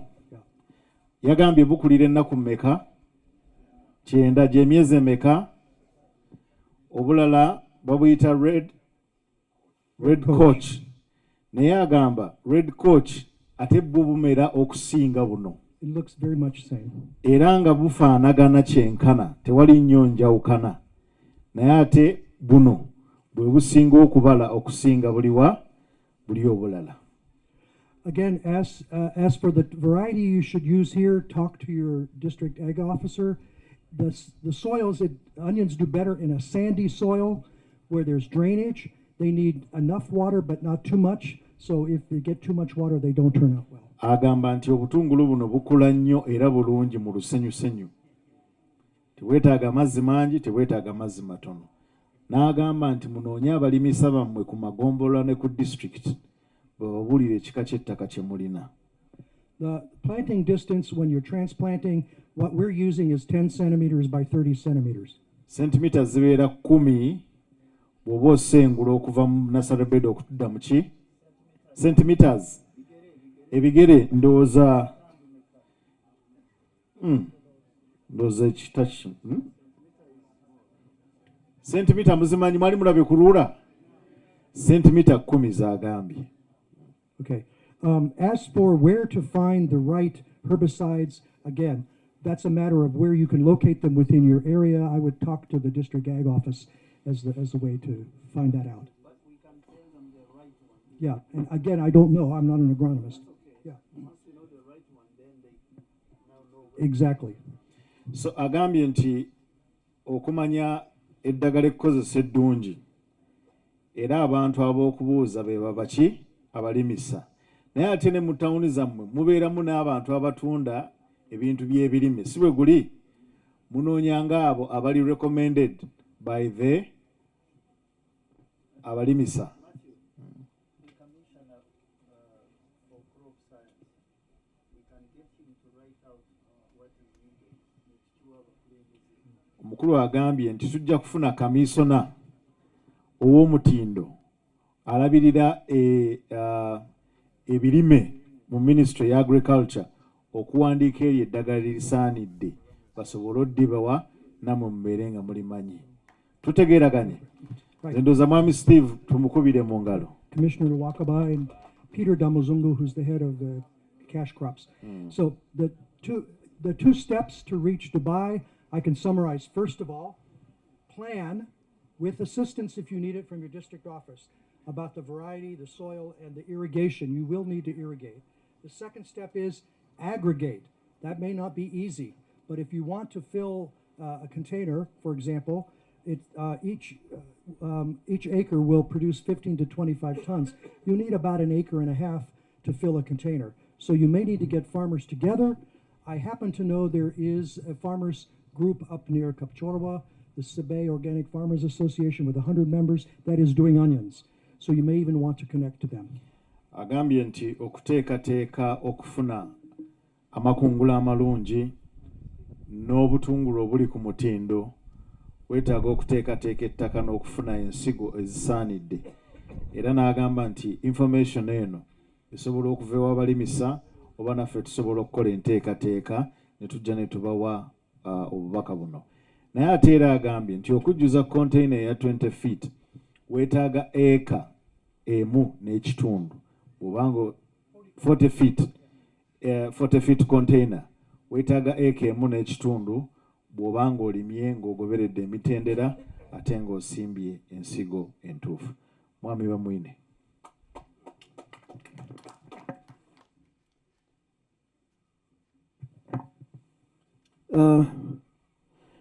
Mwebale nnyo ababuuziza ebibuuzo, naye musooke muwandiike enamba yange y'essimu kubanga naye yagidde mu bibuuzo. Eri 0772 0772 42 36 58 772 42 36 kubanga guno musomo mumpi nnyo okumala ebyo ne byetaagisa kumanya. But we can be in touch. Ntwongera kwogeraganya. Ekyokubiri, bino nategesa omusomo guno nga ndowooza nti eno tumuyina ttaka ddene kyembadde ndowooza. So nga tunaba kugenda mu muddo gwa kika ki, nze nsooka ne nkugamba nga tonatuuka ku by'omuddo gwa kika ki, n'ogwo gutuyina ku makubo g'ebbali gukola. Kubanga bwenkugamba nti ogenda osimba emiddo giri ettaka tokola ki toliina ate n'amaanyi tonagaweza. Otherwise emiddo weegiri ng'ekisagazi, tulina Croix Guyana, tulina Morato, tulina Pandika Maximum, n'ebyo sandyagade kubatwalayo. Sooka otandike. Bw'otandika n'olaba nti otandise kufuna sente mu mata, n'olaba nti otandise kubeera n'omuliro gw'awaka gwa bayogaasi, ebirala bijja buzi. Now omuvubuka buze ekyamuvubuka yalwa. Now kati ekyo njagala kukiddamu nga RDC kubanga ebiseera ebyo gavumenti yaweereza ente abavubuka good breeds ente za $2.3 naye ekyatumalamu amaanyi abavubuka kubayita kujja ente kumoroka najja n'omuguzi. Ente ya $3 n'agitunda $5,000. Ab'ebigwere tumazifuna ente z'abavubuka zajja.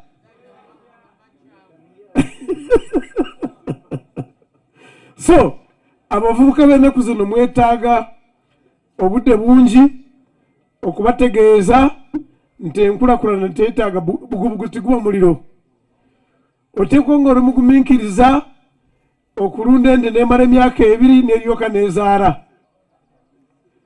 N'ekyo ky'abavubuka nakirabako ente zizze akulimba nti ono yagenda kugingobera kumbe yamuwadde $5,000 oba 3 nina mu ente ya $3 ya $2.5. So really the youth tuteekwa kufuna package yamwe nga tutule namwe mumanye nti obugumiikiriza bwe buvaamu ebibala. How can we, but still mukimanyi nti under PDM youth and women and disability they take a special priority. Ate n'ekyokubiri ne sente z'abavubuka ez'emyoga nazo ziri. Yes, emyoga there is a mwoga gw'abavubuka. So ndowooza twetaaga kutuula nammwe twongere kugaziya. Bino tebibadde byange. I think mbimazeeyo. Ebitaweddeeyo mbawadde namba z'essimu. Naye kujja ku faamu yange kulaba ebinkola ojja n'emitwalo 4 kubanga ogwo gwe musaala gw'abakozi. Owulidde bulungi? Mwebale nnyo. Mwenna abazze mwebale kujja abasomesa. Nange mbadde njiga mu kiraasi 9 ku Lwamata. Ate ekisinze okunsanyusa nti bw'oba olima weetaaga fertilizer. Ate bw'aba wa busa oyo akolera ddala ku mmwanyi ate era yakola ku bitooke. So mpeereddwa omukisa olwaleero okubeera wano okusomesa nga nyimiridde emabega wa Paseidi. Ekyo nno kinkoledde n'ensanga abantu abakulembera NRM. Sitya kwogera ku NRM. Nze NRM ninganga ku mulembe gwe nazaalibwako nalina emyaka 10 gyokka Pulezidenti Museveni n'akwata obuyinza. Kati olw'ensonga eyo bwe nkuze ntegeera nze Kayemba erinnya eryokubiri John nva Kawanda. Kawanda mazeeyo emyaka kati 30. Natandika ebyobulimi mu mwaka gwa 1989 nga ndi muto. Ebiseera ebyo twali tetunnaba Nalo tennajja. Naye mu mwaka gwa 93 Nalo nejja. Nalo bwejja twalina Special Zawandera Kazibwe okuva eno e Busoga nga ye maama waffe ate nga ye Vice President. Eri ewaffe nga tulina Minister wa Agriculture omugenzi Israeli Kibirige Ssebunya. Eyo mu Lujja mwe nakulira. Era abo ababiri be bandera. Bakubako kibooko z'emmwanyi. Kubanga omugenzi Israeli Kibirige Ssebunya ne maama Special Zawandera Kazibwe be batandika Colonel Coffee. N'olwekyo kati emmwanyi ekutte ensi omubabiro ffe emmwanyi ffe tugimerusa era ffe eva mu ffe. Omugenzi Kibirige Ssebunya bwe yafa ne tutuula wansi ne tuzza mu kifo kye Honorable Robert Kasule Ssebunya era tuli naye mu bizinensi eno ey'emmwanyi. Kati amanyi nti ndi wano ku lwa Paseidi. Ekyo nkimaze. Njagadde neyanjule mu ngeri eyo naye njagala okwebaza nnyo mukwano gwange Francis Kagonyera oyo amanyi okujjako e Kawanda n'atunoonya n'alaba bye tukola. Oyo sisobola kumuleka mabega butamwogerako. Ajjako ewaffe. Omuntu bw'akulinnyira ku bigere naawe n'akunonayo eri wansi mu kinnya bw'otamwogerako oba mulyaza amaanyi. N'omulembe ne bwe guba mubi gutya nga tegufaananako na guno osobola okumwogerako. Mu linnya lya Mukama. Ndi mulokole era ndi musumba. Bannonda ku bwa Minisita bwa Agriculture mu National Fellows Born Again Pentecostal Churches mu Buganda Region. Era nze ndabirira ebyobulimi mu sekita eyo. Kakati mu sekita eno nzize ku lwa Paseidi. Era ebibuuzo ebisinga bw'onooba tondabye ojja bibuuza paseidi era ojja konkona ku lujjula paseidi ojja kuba onfuna. Mwebale nnyo. Tugenze ku mmwanyi ebyobulimi Kawanda nayise ne muwala wange ono muwala wange Kayemba Enjo amaliriza bukalasa era mu agriculture tugenda kuba tumutikkira ku Lwokutaano. Mukyala wange Martha Kayemba muleseeyo ali ku masters yameruse ebitooke mu Uganda. Kakati oyo naye mubalaze mbadde sisobola butejjaayo nze nontegeere omulandira gwaffe kulima. Nze si gula mmere wonna mu bbanga eryo, naye okulima kunyuma bw'oba okutegedde ate ng'okwagadde. Njagala kubaagaza kubanga kwakomyewo eryo essanyu lyaffe. Emmwanyi eri ogenda oleeteyo omuti gw'emmwanyi gumu Enjo. Funayo omuti gumu ogw'emmwanyi oguleete wano gisomeseeko. Tulina emmwanyi ebika bingi naye nga byonna ebisinga ebirungi byava mu kolono. Kolono Coffee oyo yatandika mu 89 era maama waffe Wandera Kazibwe ne omugenzi Yiza Kibigese Bunya bagende Brazil ne bajjayo emmwanyi eyo kati ffe gye tutambuza era gye tusalako okugikola cutting. Omulimu ogwo ne bwe mba neebase ngutegeera okuddira emmwanyi okugijja mu seedling n'enkola demonstration n'enkola mother garden n'ensalayo emmwanyi ne ndyoka ngisimba mu pooti nga ntaddemu eddagala ne kalyoka kamera akatali ka seed wabula aka sayoni. Awo kakati ndowooza temujja kubula cutting. Tusala busazi mu mother garden ne tupootinga ne lyoka efuuka cutting. Tekigijjaako okubeera nga robusta era tekigijjaako kubeera nga arabika era esigala yeeyo gwefuula nfuule. Kakati olwaleero enkuba eggwayo, enkuba buli bwebanga eggwayo tusimba mmwanyi ki kyenjagala okusookerako. Emmwanyi ya cutting yaba komisona be basobola ogirabirira kubanga oteeka ogirabirira oteeka ogiwa amazzi. Kakati cutting y'abantu aba nenemu. Ate ffe emmwanyi ya seedling olw'okuba esobola okugumira ku musana tusobola ogisimba wonna. Eri ey'ensigo gye tumeruse okufuuka endokwa era yeeno. Cutting nayo nja gibalaga eno tusimba nsigo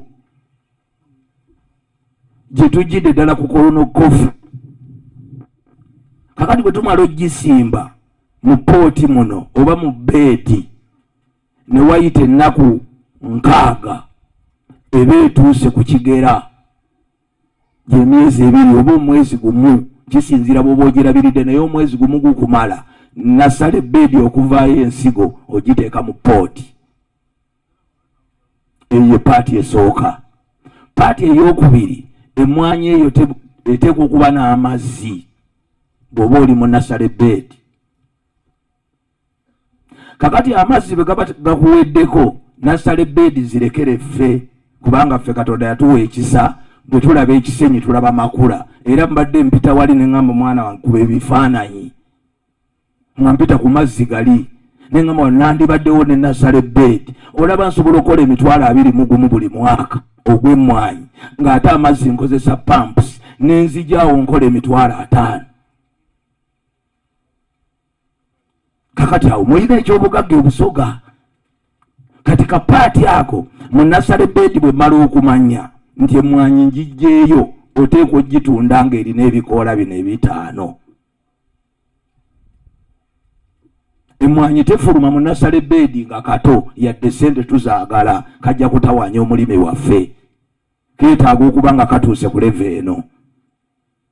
Naawe kennyini newankubadde ng'emmwanyi yalinnye nnyo, togula kamwanyi kagenda kufiira. Okay. Togula kamwanyi kagenda kufiira mu nnimiro. Eyo ye paati y'okusimba. Bwe tuba tusimba emmwanyi eno, tusima ekinnya fuuti 2, obugazi n'okukka wansi. Bwe tumala okukisima, tujjamu ettaka erya bbulaaka n'erimyufu. Kati ate bwe tumala okujjamu ettaka erya bbulaaka n'erimyufu, tuzzaamu erya bbulaaka, erimyufu ne tulireka ebbali. Njogera eri atalina bigimusa.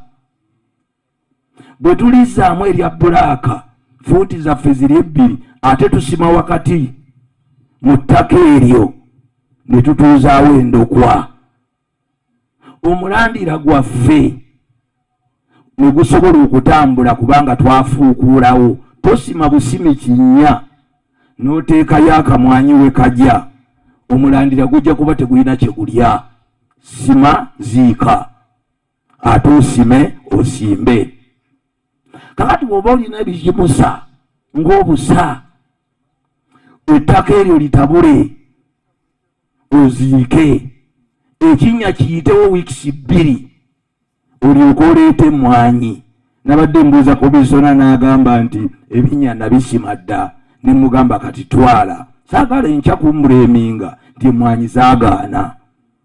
So kakati emmwanyi yaffe bw'omala okugijja ku stage eyo, bw'oba olina amaanyi osobola ogiwembera.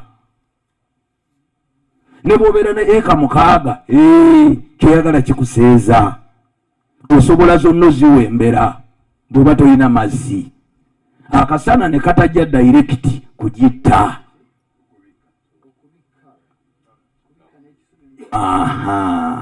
Mu ngeri efaanana bw'etyo twandyagadde ogibikke, okozesa essanja, osobola okukozesa ebisubi okutuusa ng'ogibisse. N'ebisansa, waliyo ebisansa biri ebisobola okuwembera obulungi emmwanyi. Nze wange nina bingi.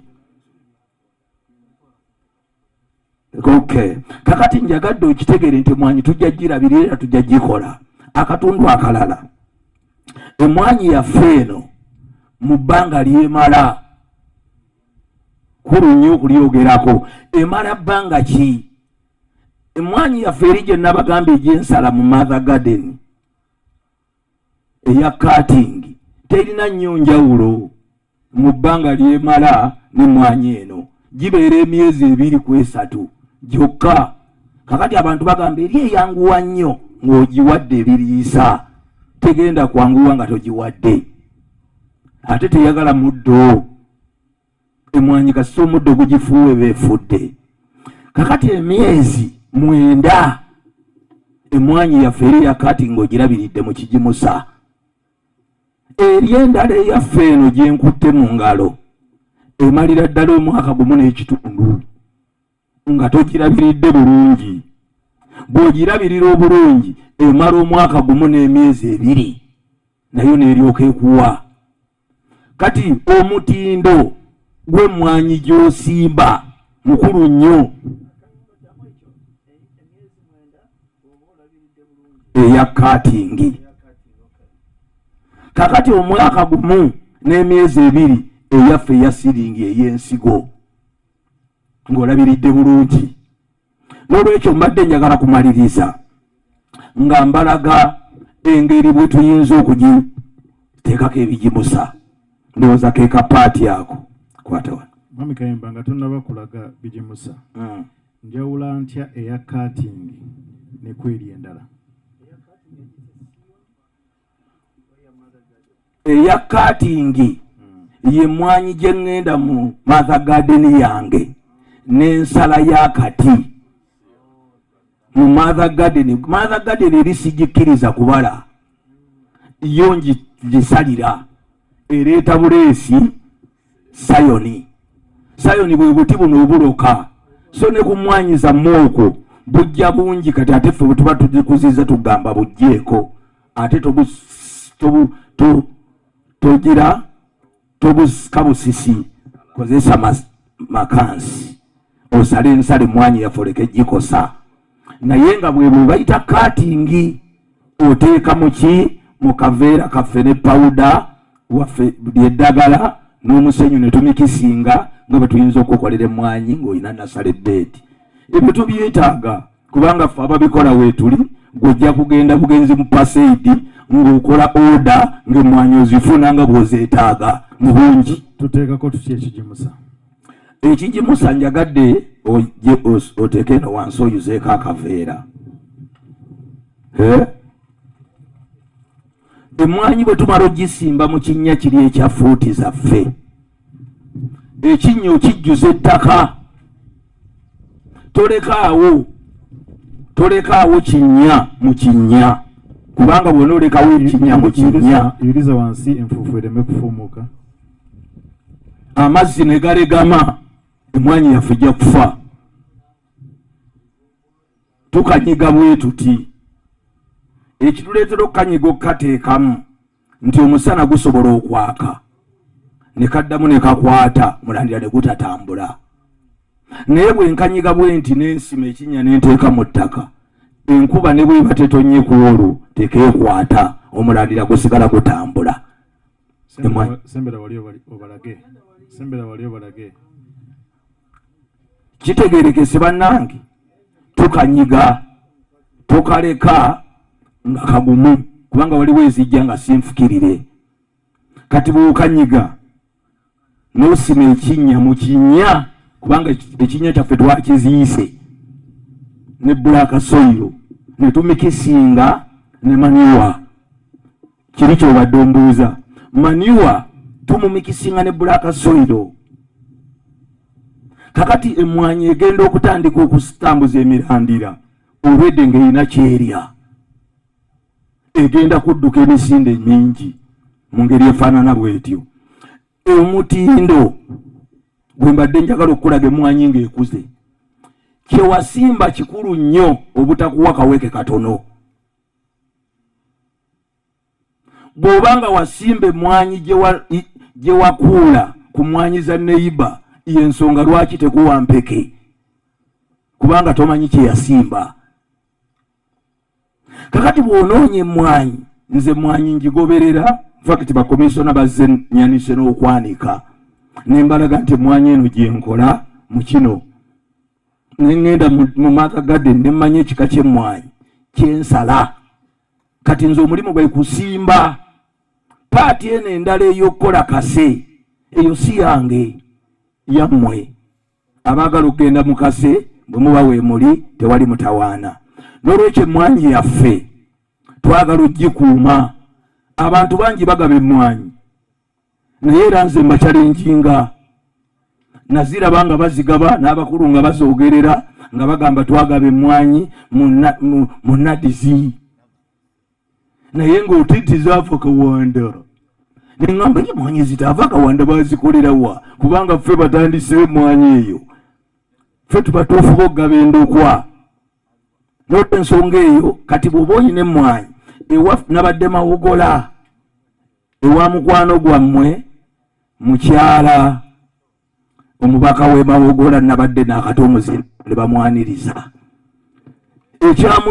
ekyamugobye ku muzindaalo kwe kubalaga puroguramu za Pulezidenti Museveni zatumbudde Mawogola kubanga buli nnyumba eyanika emmwanyi ezitaka wansi wa nsawo 5 ate nga nze nazitwalayo eyo jjajja wange namuziise yazaalibwa mu 1933 naye ng'emmwanyi zijjudde ate ze zaatukuza. Kakati bwe nabadde njogera ekyalo kyampadde obudde era nabadde ngamba RDC nti nange munsiimengako kubanga gye mutatuuka ntuukayo ne njogerera emmwanyi. Musumba mukubire mu ngalo. N'olw'ensonga eyo naye kati ntambula ku bapaseidi nja kugitambulira kubanga mbadde neetuulira waka ne nnoga ssente ŋŋenda kwongera tafaali ku chairman wa paseidi. Tubadde munumba wale wabaako omuntu gwe mbadde nga ndikuwayako naye namukuba nti ngoli Busoga lyali liwanga nze na nandibaire Musoga kubanga nazaalibwa mu Busoga naye ge Olusoga so ndi waka nenda okwebaza ino muganda wange Shabani Nkulu olw'okutwaniriza obulungi n'enteekateeka yona yona yakoze olwaleero. Shabani Nkuutu namubona mu 1993 nga tuli mu isomero erya Busoga College Mwiri, so wendidye waka I'm at home, so bino mafi byaliko bantu tutule mu speed nze nenda osula wano olwaleero aye kangezeeko okusambya tulebe kujja mu biseera ebiwanvu eno. So mpera notubuulira ebintu bukyatu kyama wano nga balikoba how to improve incomes. Kati nze ndikuida ku mutindo nti mpera notuviire mu bwavu tufuniewo akasente mu byobulimi, ofuniye miliyoni 4, ofuniye miliyoni 5 mu byemwani, okulunda ente, obutungulu bule batulaze, tufuniye sente edo. Omala odifuna kiki ekiiraku? Omaze ofuna miliyoni 5, miliyoni 8, kiki ekiiraku nga famire ng'omuntu? Aye nga nkali kujja maiso awo nenza okweyandula nva mu kitongole ekya UGXIM, mu kitongole ekyo mbaayo nga director. UGXIM n'omugulo gw'okutaano ku PASAID. PASAID wemala okusomesa bino yakukolera research, yakolera packaging, registration, yakuyambako mu logistics. Ekizibu ekitwaire nga kisinga okosa our exports okutunda ebweru wa Iganga is financing. Ojja mu banka bakusaba interest ya bitundu 25, 24 ku 10. Otula yakakaire, oyiza yakakaire kalala n'emitwalo 25. Ekyo kiba kinene ino ku muntu ali kutunda ebweru. Era no UGXIM twayita okumala obuzibu obwo. Obanga olini order nga obwera bukyapyamano tulikwogera ino ku Dubai, aye n'ensi edindi bakwaire order y'obutungulu, oli kunaabakozi otaire ku kavalue katono. Ife twakola okunonereza behind twabona nti order eyo eryoke tusobola okuwa sente at 5% okusobola okutumbula our exports, okutunda ebintu wabweru wa Uganda. So ogwo omugulo gw'okutaano gwa PASAID, sente edo diriwo, amakampuni mangi ino gali kutwala sente edo at 5%. Aye tetugaba sente kukola bintu bya wano mu Uganda wano okutolako ng'oli kujja okugula machines, aye okusinga twenda ino omuntu ali kukola ebintu ng'ali kutunda ebweru wa Iganga. Emwani wataku ka value, obutungulu ndi kutwala Dubai, bino byonna byetubikwega wano. Oba ni order weda twakuwa sente at 5%, wekulaakulanya twa discussinga payment terms, obulamu bwajja mu maiso, buli muntu yena yabanga musanufu.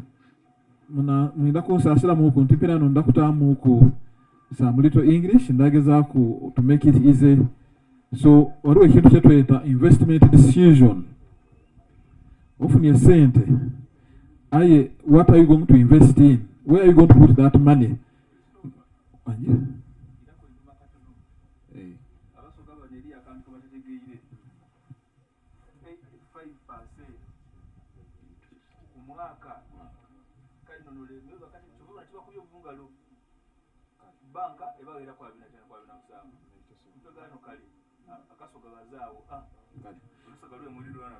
Kale Thomas webale ino 5% eyo interest ya mwaka mulamba, ti mwezi mulala, ti wiki ndala, aye 5% bakuwa sente da mwaka mulamba.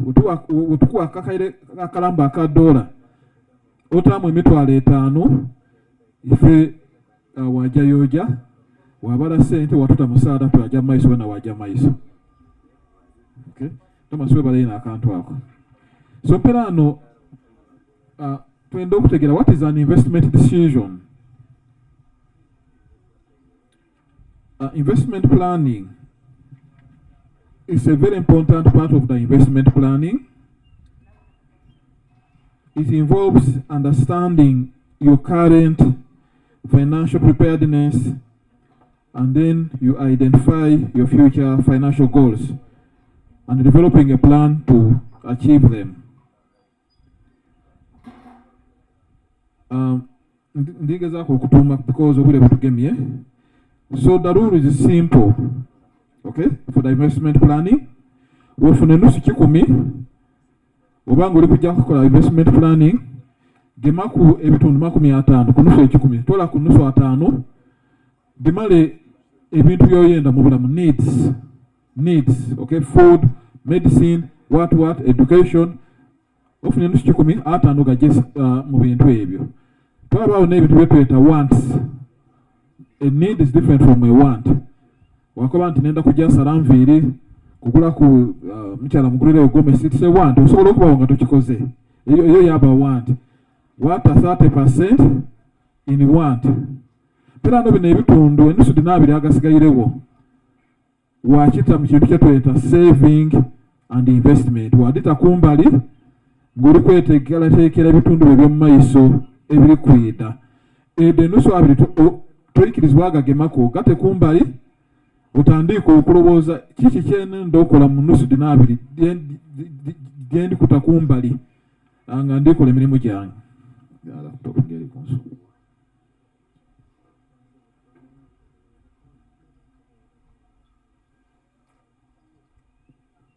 So bw'omala awo obanga oli kuta ssente mu investment batera n'otuwa amagezi nti otata ssente mu investment ndala kinda wa spreading risks waba with various investment options. Mpera ano bano banaife ababidi batera okukoba nti osobola okujja wagula stocks wakoba nti mu MTN bali kutunda emigabo nenda kugula mu emigabo 10 baida kumpa amagoba buli mwaka. Wagula bonds wajja mu banka wakoba nti muna ndina obukayire buno nenda mu bugeme banka yakoba nti buli mwaka tuida kuwa ebitundu 14 mu sente d'otugemesa. Abandi mwajja mu real estate mwazimba mwayitimuka wataako amaduuka ebiseesa wabona nti esente teri kuzaala.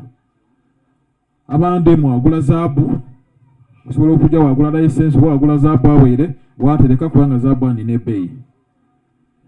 N'ebintu bingi ino byoba nga osoboire okulowoozaako. So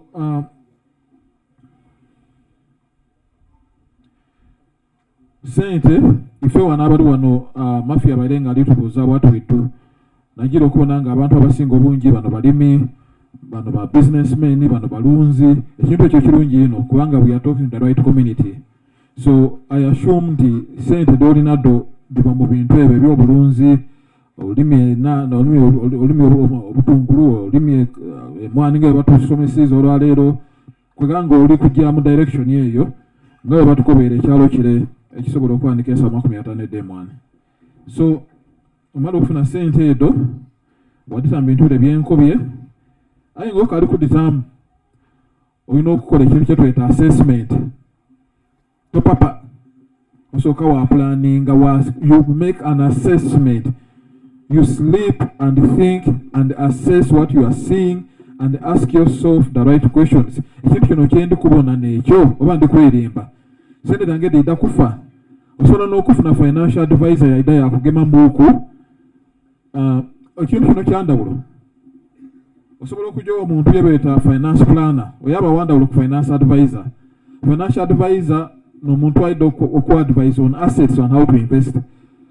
Finance planning eba mu risk eba mu cash flows eba mu budgeting that is different. You need a financial advisor if you're investing. So you've done an assessment, and after you've done your assessment you now allocate your resources. Watandika okutematema sente dodolina don't no kandite wano real estate kantemo bino bank nteyo bino wabanga risk oli spreading otata sente in one basket kubanga in case of anything kubanga tisana odona dafa. Omala okola allocations watandika okola adjustments wano nga kiboneka nga ntale woningi kantole ku wano nte wano ekintu kikubanga nakirowoozezaako advisor yaidi yankoba kino watandika okukyusa wabona nti ekibalo kiviireeyo nga bw'okyenda. Pera no bw'omala awo watandika okola accountability. Sente dino nditaire wano mbaire n'akakaire kalala wano ntairewo emitwalo 30 n'ataawo 2 wano 10 wakola accountability ate nga you are documenting oli kuwandiika wansi ekigambo ekyo bakitukobye okuva ku nkyo. You need to write down everything and account for every coin that you have received. So ng'okaali kukola bintu ebyo olina okubita in certain stages. You do what we call a risk assessment. wa determining your risk appetite. Kubanga investment eba risk. Eri abantu yenga atya risk yakoba nti nze muna sente zange tusobola okufa. Kante wana akaduuka n'amala gatwala mu emitwalo 20 weyo yabaawo. Ore yakoba nti nze tufaayo babingemereyo yaja ate byatoolayo yabwabo nanga ali babitaku. So you should determine your risk appetite. How strong am I? How much risk can I take on as an investor? Diversifying the investment portfolio, ekyo tukiboine otata all eggs in one basket. And then oyina okuba ne plan eya asset allocation. Timpera no wemba ne asset yeno, how do I allocate it amidst the various options and alternatives that I have? Then womalawo emyezi nga gibiseewo tukoba emyezi 6, you need to sit back wakola investment evaluation and performance evaluation. How are my investments performing? Ekintu kyanatamu sente kiri kwiza sente oba tiri kufa bufe. Economy yendimu inflation eri kulya sente dange kusinzira ku interest yendi kufuna watandika okwebuuza ebibuuzo ate nga obanga oli kwebuuza ebibuuzo ebyo utakola nsobi kutandika kwerimba. Olina okwogera amazima iwe mwene we wa appraisal nga toli kusaaga. You are very strict with the things you are talking to yourself. Utatandika kwerimba ebintu byava ku line byagwere kumbali. So now after you've done an assessment and evaluation, you now rebalance the investment portfolio. You continue with the modifications that you set out.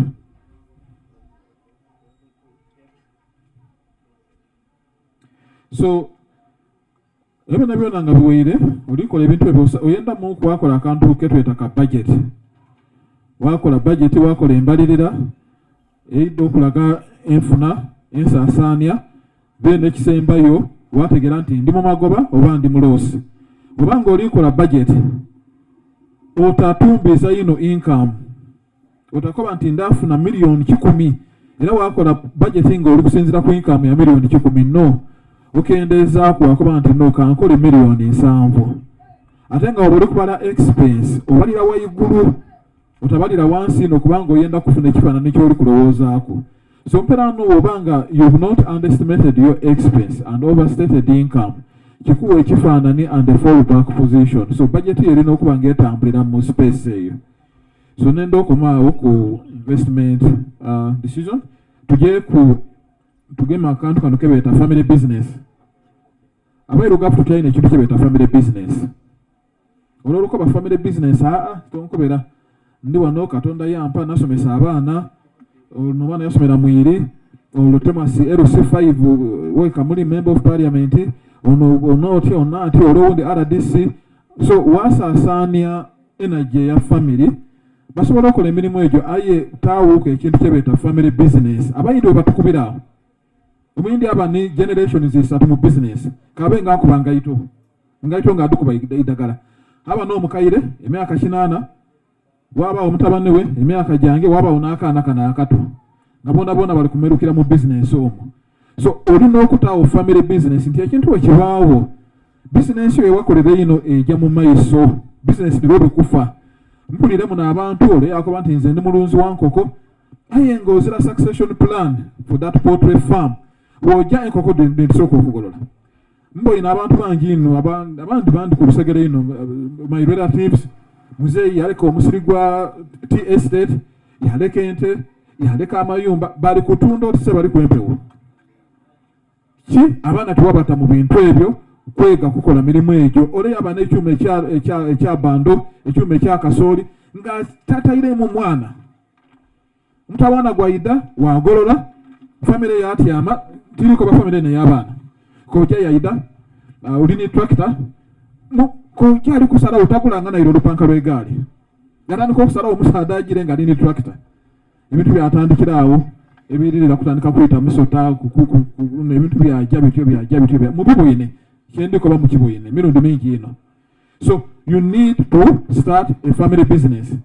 Involve your children, involve your wife. Abasaada bali wano tulina ekizibu, abasaada tulina obuzibu obwo nti bwetubanga tukola family businesses tututamu bakyala baife ate nga abakyala bano naabategeera engeri obaire ng'otambuzaamu ebintu obaire okubira amasimu sente obaire otoola by the relationship ebairewo. So tukole family businesses nga tuli kufaayo ate nga tuli kulengera wala ino nga tuli kukola generational businesses ng'abayindi banaife batera okola plan obanga okola family business examples da family businesses enene ino nensobola okulowoozaako mu Uganda tuli ne Mukwano twaba ne Kakira twaba ne Spear Group of Companies twaba ne Nice House of Plastics obutabe buno bututayinako bwa Nice House of Plastics ngoli muganda waife muzeyi mu bwana yali nga tatairemu baana Nice House of Plastics ngoli yafaira aye abaana basobola okuvuga ekintu era n'obutebe buno tiidi aye nga batutaimeko mbusomyeko nga ba Nice House of Plastics. So obanga olitandika family business you need to communicate openly nga omukyalo omukoba ekintu nga bwe kiri muna tuli wano onatubandayo obukaire butaano ndakumuwanga omwezi gwoyireko oyo ayida kuteega muuku kino neekiriwo abaana babakoba ebintu ebyo bategera ekijja mu maiso. Ekindi you need to set boundaries mu family business wakuba nti family business eno yotutairewo kampuni eno ndinamuku emigabo iwe ng'omusaadde yagitandika emigabo 51% emigabo 51% imwe abandi mwida kutwala 49 kikuyamba okusigaza control and key decision making. Ekindi abazaire kye tutera okukola nga tukoze family business omwana gw'osinga okwenda gw'otera okuwa family business naye nga nzira busobozi olwokuba omwana omwenda ino yena ali kutiiriko otise ekyenda kyansekere wamugemye ebintu aye nga bayine bana abasobola okukola emirimu obataire kumbali ate obanga oli kuta omwana mu family business leka kumuteere wangulu mute wansi wano aje ku mustowa anine boda abenga alikula ne business. Okay, ndini muwala wange olwa akali muketwali tulikole Nairobi namukoba nti muna tulikuje Nairobi wange eri ebintu byetutolayo waliwo obuntu bwetukola mu kafamily ketuligezaako otereza yankuba nti hey daddy yeah thanks eya ticket ya sente imeka na musekerera nti muna ebintu byojja kwega tibiri mu eriwa iguru biri wano wansi wano na jatwawuna kuncho sawa mwenda twagema basi nebe Rwanda ya Trinity twabita wano ebusesa muna Shabani so nuwati asobola kutya amakula masa nabisawa n'omwana twaje busiya era n'otutuka ebusiya namukoba nti ono omwami kiryalinga agent bamweta Tadewo ufuna ekizibu nakuyamba kino bakikola bata wano uli Nairobi otambuze sawa diti olundi basi ali lukuleta ebintu yabandu omuntu yafa nga yakafuma awe Kisumu namukoba nti kubira Tadewo isimu yamukubira ebintu yabita ku motoka eyindi ebintu byasobola otuuka e Kampala. So abaana mubeegeresa okola emirimu okuva wano wansi ku ground mulebe bateere wangulu era wangulu n'owasembayo n'omwana n'obanga omwenda ino mwegeresa okola emirimu ayige okulaninga family business. Olina okuba ne succession plan ate totyakola succession plan wakuba nti awe mbanga nviirewo omwana wange ono nalina obusobozi muboyine kubanga mbaire nga ntambula naye olaida muyamba kwano ono mulungi ino mubakozi munayirayo bayina atera okumala bana. Thank you yeah, so I know what he's saying. So wajanga buli mwana oli mu warol abazaire tulina ekizibu nti omwana ono bwabanga mwana mukozi ino ali strong headed ali no opinion buli kyoko bali ni different idea abaana butera okubata kumbali omwana mukoba ekintu tayenda kumpulira omwana nze namuvaako aje yaja ate oyo omwana gweyendera irala mu business kubanga alina endowooza etali ya buliido ebintu abibona bulala yina asobola okugoma customer ono yagome ono bona yabata mu layini ndala. So abaana tubageme tubate mu family business nga tuli kulowooza ebintu nga tutuli kwerimba. Buli muntu olina okumutweetinga fairly ndigezaako okugema obwire succession planning tugiboine olina okubalansinga family needs and business needs olina okulaninga business eno professionally ng'orecordinga ebintu ng'oplaninga okola budgets ng'opushinga for cost efficiency and cost effectiveness. Mulina okuba ne plan ya growth and expansion.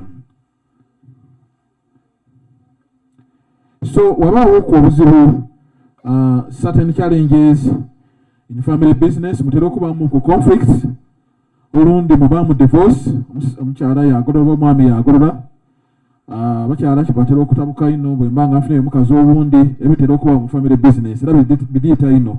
So you need to plan for that and be a disciplined person. We know any program your conflict resolution. How do you resolve your conflict resolution? And then what about we need work-life balance? Work-life balance ubanga olikola obwire bwona mulebo buta mu business nti mukola paka sawa mwendo ogwobwire 12 muwunye omubiri guno n'okuwumula muku abantu babanga benda kye balikola ekyo kye beta work-life balance. You should balance work, the business and your life.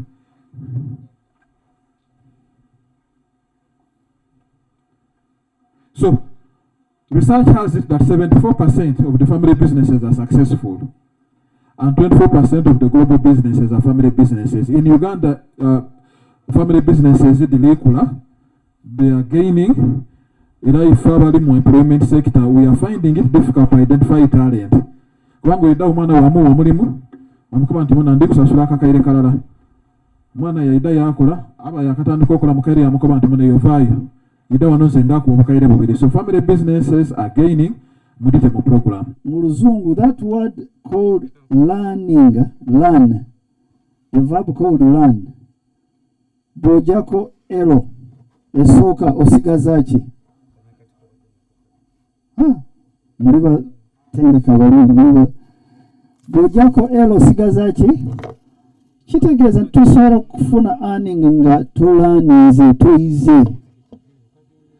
Ate ekyo ekigambo kye tuyita omutima heart bojako ekyesooka neeti esembayo osigazaaki we learn by heart, and that's how we earn. Mukategedde. So tetulina ono budde okujja wano nti Shabani ne family ye n'abazadde be nga bamumenya okutuwa obudde tutuule wano neera mubakubira mu ngalo kubanga you have learned, you have heard, now you can earn. So kati njagala nga tusembayo kuliko obuuzo bubiri bwemumbuuzizza. Akasooka saabizzeemu kubanga obudde bubadde nga budduka nnyo, mbadde njagala kusamarizinge ekyakayemba n'emmulide bulungi. Kayemba simanyi oba mwategedde yatulaze family. Mbu earning ne learning bitandikira wa? Ayogere ku mukyalo we n'atulaga omuwala. So awo family kitegeeza nti mba mukola wamu nga family kirungi. Mwawulidde Chris Bompenje kyeyatugambye mbu okola assessment nga tona investinga okola ka budget munnange bw'oba ofunye miliyoni 10 nga teziina plan ekinaabaako kyonna ejja kuba plan yo. So we make plans and budget before we make the money, with an objective, with a commitment. Nga mwawulire mwamba mwine bw'ofuna miliyoni 3 nga tolina plan olaba moroka awo plan eba ya moroka. Always important buli kintu kyonna kiri combined. So mulide family, mulide okukola, mulide product, nemuliza bulungi exports ebweru nga bwe bitambula. Naye njagala kuddamu obuuzo buli kuliko akabuuzo ka UCDA evudde kati tekyaliko okunoonyeza ffe quality tunakola tutya. UCDA n'ebitongole ebirala nga 8 gavumenti ebikomezaayo mu ministries nyegezeeko okukendeeza ssente, mmotoka, amayumba, travel, workshops ebibadde nga bingi nga birina budget ennene naye muli impact nga ntono. UCDA mwebyo departments ekomyewo mu Ministry of Agriculture. Ayogedde ne permanent secretary ne Simajani ne minister last week. UCDA at a department, the food department yeena commissioner Ministry of Agriculture. Ababadde mu UCDA ministry ejja kuba absorbing extension officers ababadde wano, ababadde Bushenyi, ababadde Arua, eba absorbinga nga balina commission abakulira. So wadde erinnya likyusibwa, the work remains. Akabuuzo akasembayo kenawulidde kabadde emaanyi zaffe ebirime byaffe babibba. Now I want to answer that with a demonstration. Gundi mundeetere ebiti byange namalirize. Kwata obugoye obwo. No, someone can come in front. We just need 4 per piece. Banange mulaba kye tukola, bano abattente eno be balaba obulungi, namwe mulaba eri emabega. Musawo kuyimiriramu katono nga beesootinga, muyimiremu tulabe ekidaala kyokubanga mwe munyambe muyimirire, temufaayo. Ebidaala byombi muyimirire kubanga tutudde essaawa nnyingi, kyengezaako okubabuulira. Njagala tustretchinge nga beesootinga. Naba abamaama abakadde. I see some. Kale katuulizigane. Kuliko abagange muveeyo mujje wano. Muzze wano kulw'okwagala kwammwe. Kiraba? Mukulembeze bubeera bwe butyo, olaba nti ndina ekiri ku mmeeme yange ekintaawaanya, nvuddeyo. Now, bw'obeera mukulembeze, obeera careful to listen. To listen carefully. Ate bw'obeera mukulembeze mubaamu distractions nyingi. Bakuleetera rumors, oli ayagala kugobe, oli akuloga, oli musiru. Buli omu akuleetera story ye. Njagala tuwulize bulungi, tukole akasomo kano. Ndamu kibuuzo kiri, babbe ebintu byaffe tukola eki? Mumpulira? So, muteekebwa okutambula ku peesi emu. Ow'omu maaso n'ow'omabega ateekebwa kukola communication naye nga tayogedde. Mukitegere? That's leadership. They have given you someone who you don't know. You don't know their religion. You don't know their tribe. You don't know whatever they worship. But you are together on the council. You are together on Bontebe. Sometimes you don't need to speak the same language to solve a problem. So kategeeza bulungi, you start with the left foot. I am going to be counting up to 10. When I say 1, left leg, 2, right leg, 3, okutuuka nga mutuuse wali. Tekubaamu okwekuba ekigo, tekubaamu ogamba gw'omu maaso gw'omusiru gw'otatambula. Kiwulira? Ate mwe bazze mu maaso, munnange simanyi abaganda mujje mu maaso. Kubanga buli omu alaba mmwe mugenzi ki? Ekintu bwe kifa, anti beebo. Mutegedde? So kati, muli ready? Left leg first. Nga bulijjo bwe tutambula, tetusooka ne right leg. Tutandika naki? Ne left. So kati, I'm going to stand there. I will be counting up to 10. Anaatuuka wano okusooka tiimu esooka yagiwa akasiimo. Okay? Are you ready? Yeah. Readiness tekiba nti batulaba tekufaayo. Oli bw'aba akuba akapiira azanya akapiira mu kisaawe tafaayo aba mu cheering. Afa neki ne goal asikowalinge. Kulembeze bwe butyo. Kuba akabayinza okukuba amacupa abakuvuma naye gwe kiki target gy'oliko. So kati, you look at me, I start counting, you start moving. Are we ready? Ready mentally? Ready emotionally? Ready physically? Mukulembeze bwe butyo. Tekebwa okubeera ready all round. Pamu naye simanyi bano naye ntebe njagifuna. You have decided. Mutegeera? Kale kasitandike tubale. 1, 2, 3, 4, 5, 6,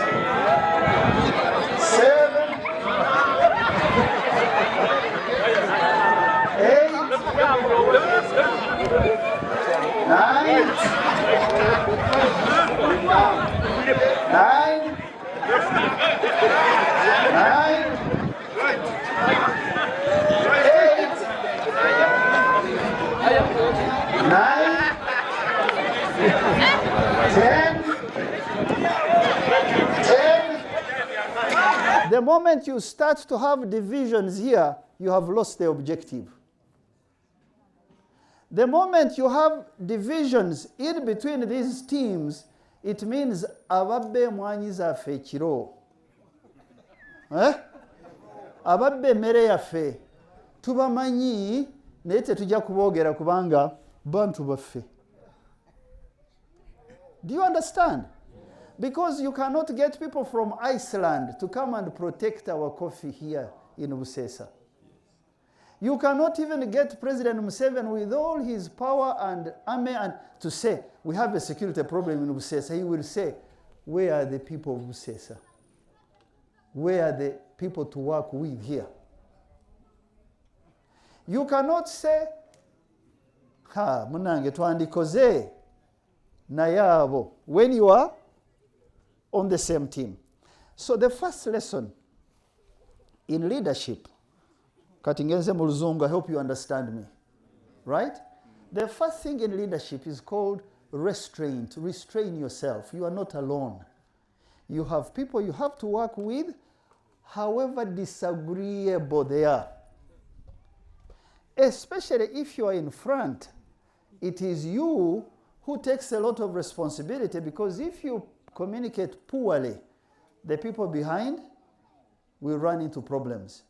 So restraint means that I have my own way I want to do things. There is a way I was raised. I have my religion. There are people whose color I like. There is the food I eat and I don't eat. Ebyo byonna bibyo ng'omuntu. Bw'otuuka kukulembera abalala, at a family level, there are disagreements in a family. Don't you know that? Uzaala abaana ne mutakanyiza. There are disagreements at a community level. There are disagreements at a national level. Right? But you must communicate. You must maintain communication. That is how you restrain yourself. Eyo lesson mugitegedde? Lesson ey'okubiri. Mu bantu temujja kufuna bonamu ba angel ng'ono omuwala gwe twalabye wano. Mawulire erinnya lya muwala wange angel yani malayika. We Setaani eyava mu ggulu yali malayika. Mu bakristaayo Shetani yali angel, n'aleeta ekizibu ne bamukasuka wansi. Kati Setaani bw'abeera mu ggulu ne bamukasuka wansi, mwe bamalayika mujja kubajjawa mu community abo abalungi abatalina kamogo abatalina kyonoonefu. They are not there, but you can create them through demonstrating the right behavior. You who lead, you create angels because you who lead show that leadership is more than your personal gain, but the success of the team. Ako lesson mukategedde. Now, the other lesson is that, now who has won here? You tell me. Ani awangudde? Enayinza okubanga accident. Temukiraba? Ne bagamba kati nze mpangudde. Ono ali emabega. Babadde badduse ku biti byabwe ne baddayo ebyaffe biwedde. No, the leadership is not like that. Failure is the first way to learn how to succeed. I wish you understand these lessons. The more you fail, the more you learn, the more you grow, the more you become better. If you fail and become bitter, there is a very small space between better and bitter. Just one letter. If you fail because something has gone wrong, and then you hate everything that has ever happened. Some of us have worked for 30 years in the background. You never see us. Maybe you've seen Ruabogo just now. But you don't know that some of your ministers, some of your MPs, they have been my students since I was in university. So, when Ruabogo steps out, bamuyita amanya, jawasiza, Tekulika ayogera kyenakola oba kyenkola boogera ki birala kati bwe mbifocusingako. Do you think I will be bitter or better? Now, if I am bitter, can I help you with this day we had today to bring trainers to remain better even if there is failure? Failure is the only way to learn, to grow. Failure is not your end. Finally, abantu bayinza okurejectinga. People can reject you. Why would they reject you? Because you have some superior ideas. And they don't see themselves in those ideas. Ideas, oba ebirowoozo bye mwawulidde bamwine n'agamba bannange sijja kugula mmere kubanga siina ezo ssente nja kukola ki? Naye ono omusajja ye yeeyita ki? Kitange yali musajja alunda nte Katonda bwe yamuyamba n'amuwa amagezi n'agamba zino ente nze nziraba ennyingi za ntono. I am going to start growing cassava, maize and matoke in an area where everybody just rears cows. Bwe yatandika ne bagamba oyo omusajja lwabwoga oyo tetumanye kyamubaako oba ddiini oba gyava byakola si by'abantu ng'aba bulijjo tatwagala lwaki alimu akasooli naye nga talunda nte. Cultural constraints. When you do something unique, when God has put something in your heart, don't think everybody will take it. Some people will reject it. But you see, they have rejected an idea, not you. You are not going to become something. Now, this Ruabogo you see, now, Ruabogo the son, I can never change and create myself into something I am not.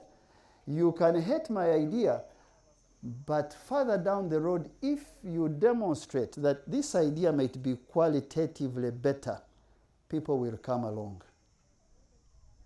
Mukitegeera kirunda kive jinja yafuna wano badde njogera wano mu nyumba. I'm taking a lot of time. 1980, many of you were not yet born. Kwaliko nnyonyi ntono zikusooka, bangambye ennyonyi ntono zikusooka ng'ayimiridde ku tiketi ya UPC, nga kuliko Professor Kyesimira Yoweri ng'ali ku ki DP. Kivejinje yaliwa ye yavaayo ku UPM ticket ne bagamba UPM mutemuli ki ab'amaanyi ye DP ne UPC. Lwaki Kivejinja n'abatono nga President Museveni n'abalala bagamba we need a third force to change the politics of our country. In 1980, who knew about them? Now, where are their ideas today? All of you are now ideas of tumanyi President Museveni and NRM mwali mumanyi mu kinaana. The idea was still there, the man was still there. But with time, if you keep demonstrating, you as leaders, that you work together, that you focus on an idea, that you build progressively, temufaayo buno obubondo bugenda kukola ki kuggwamu abantu bategeere kyoliko nga community ng'eggwanga.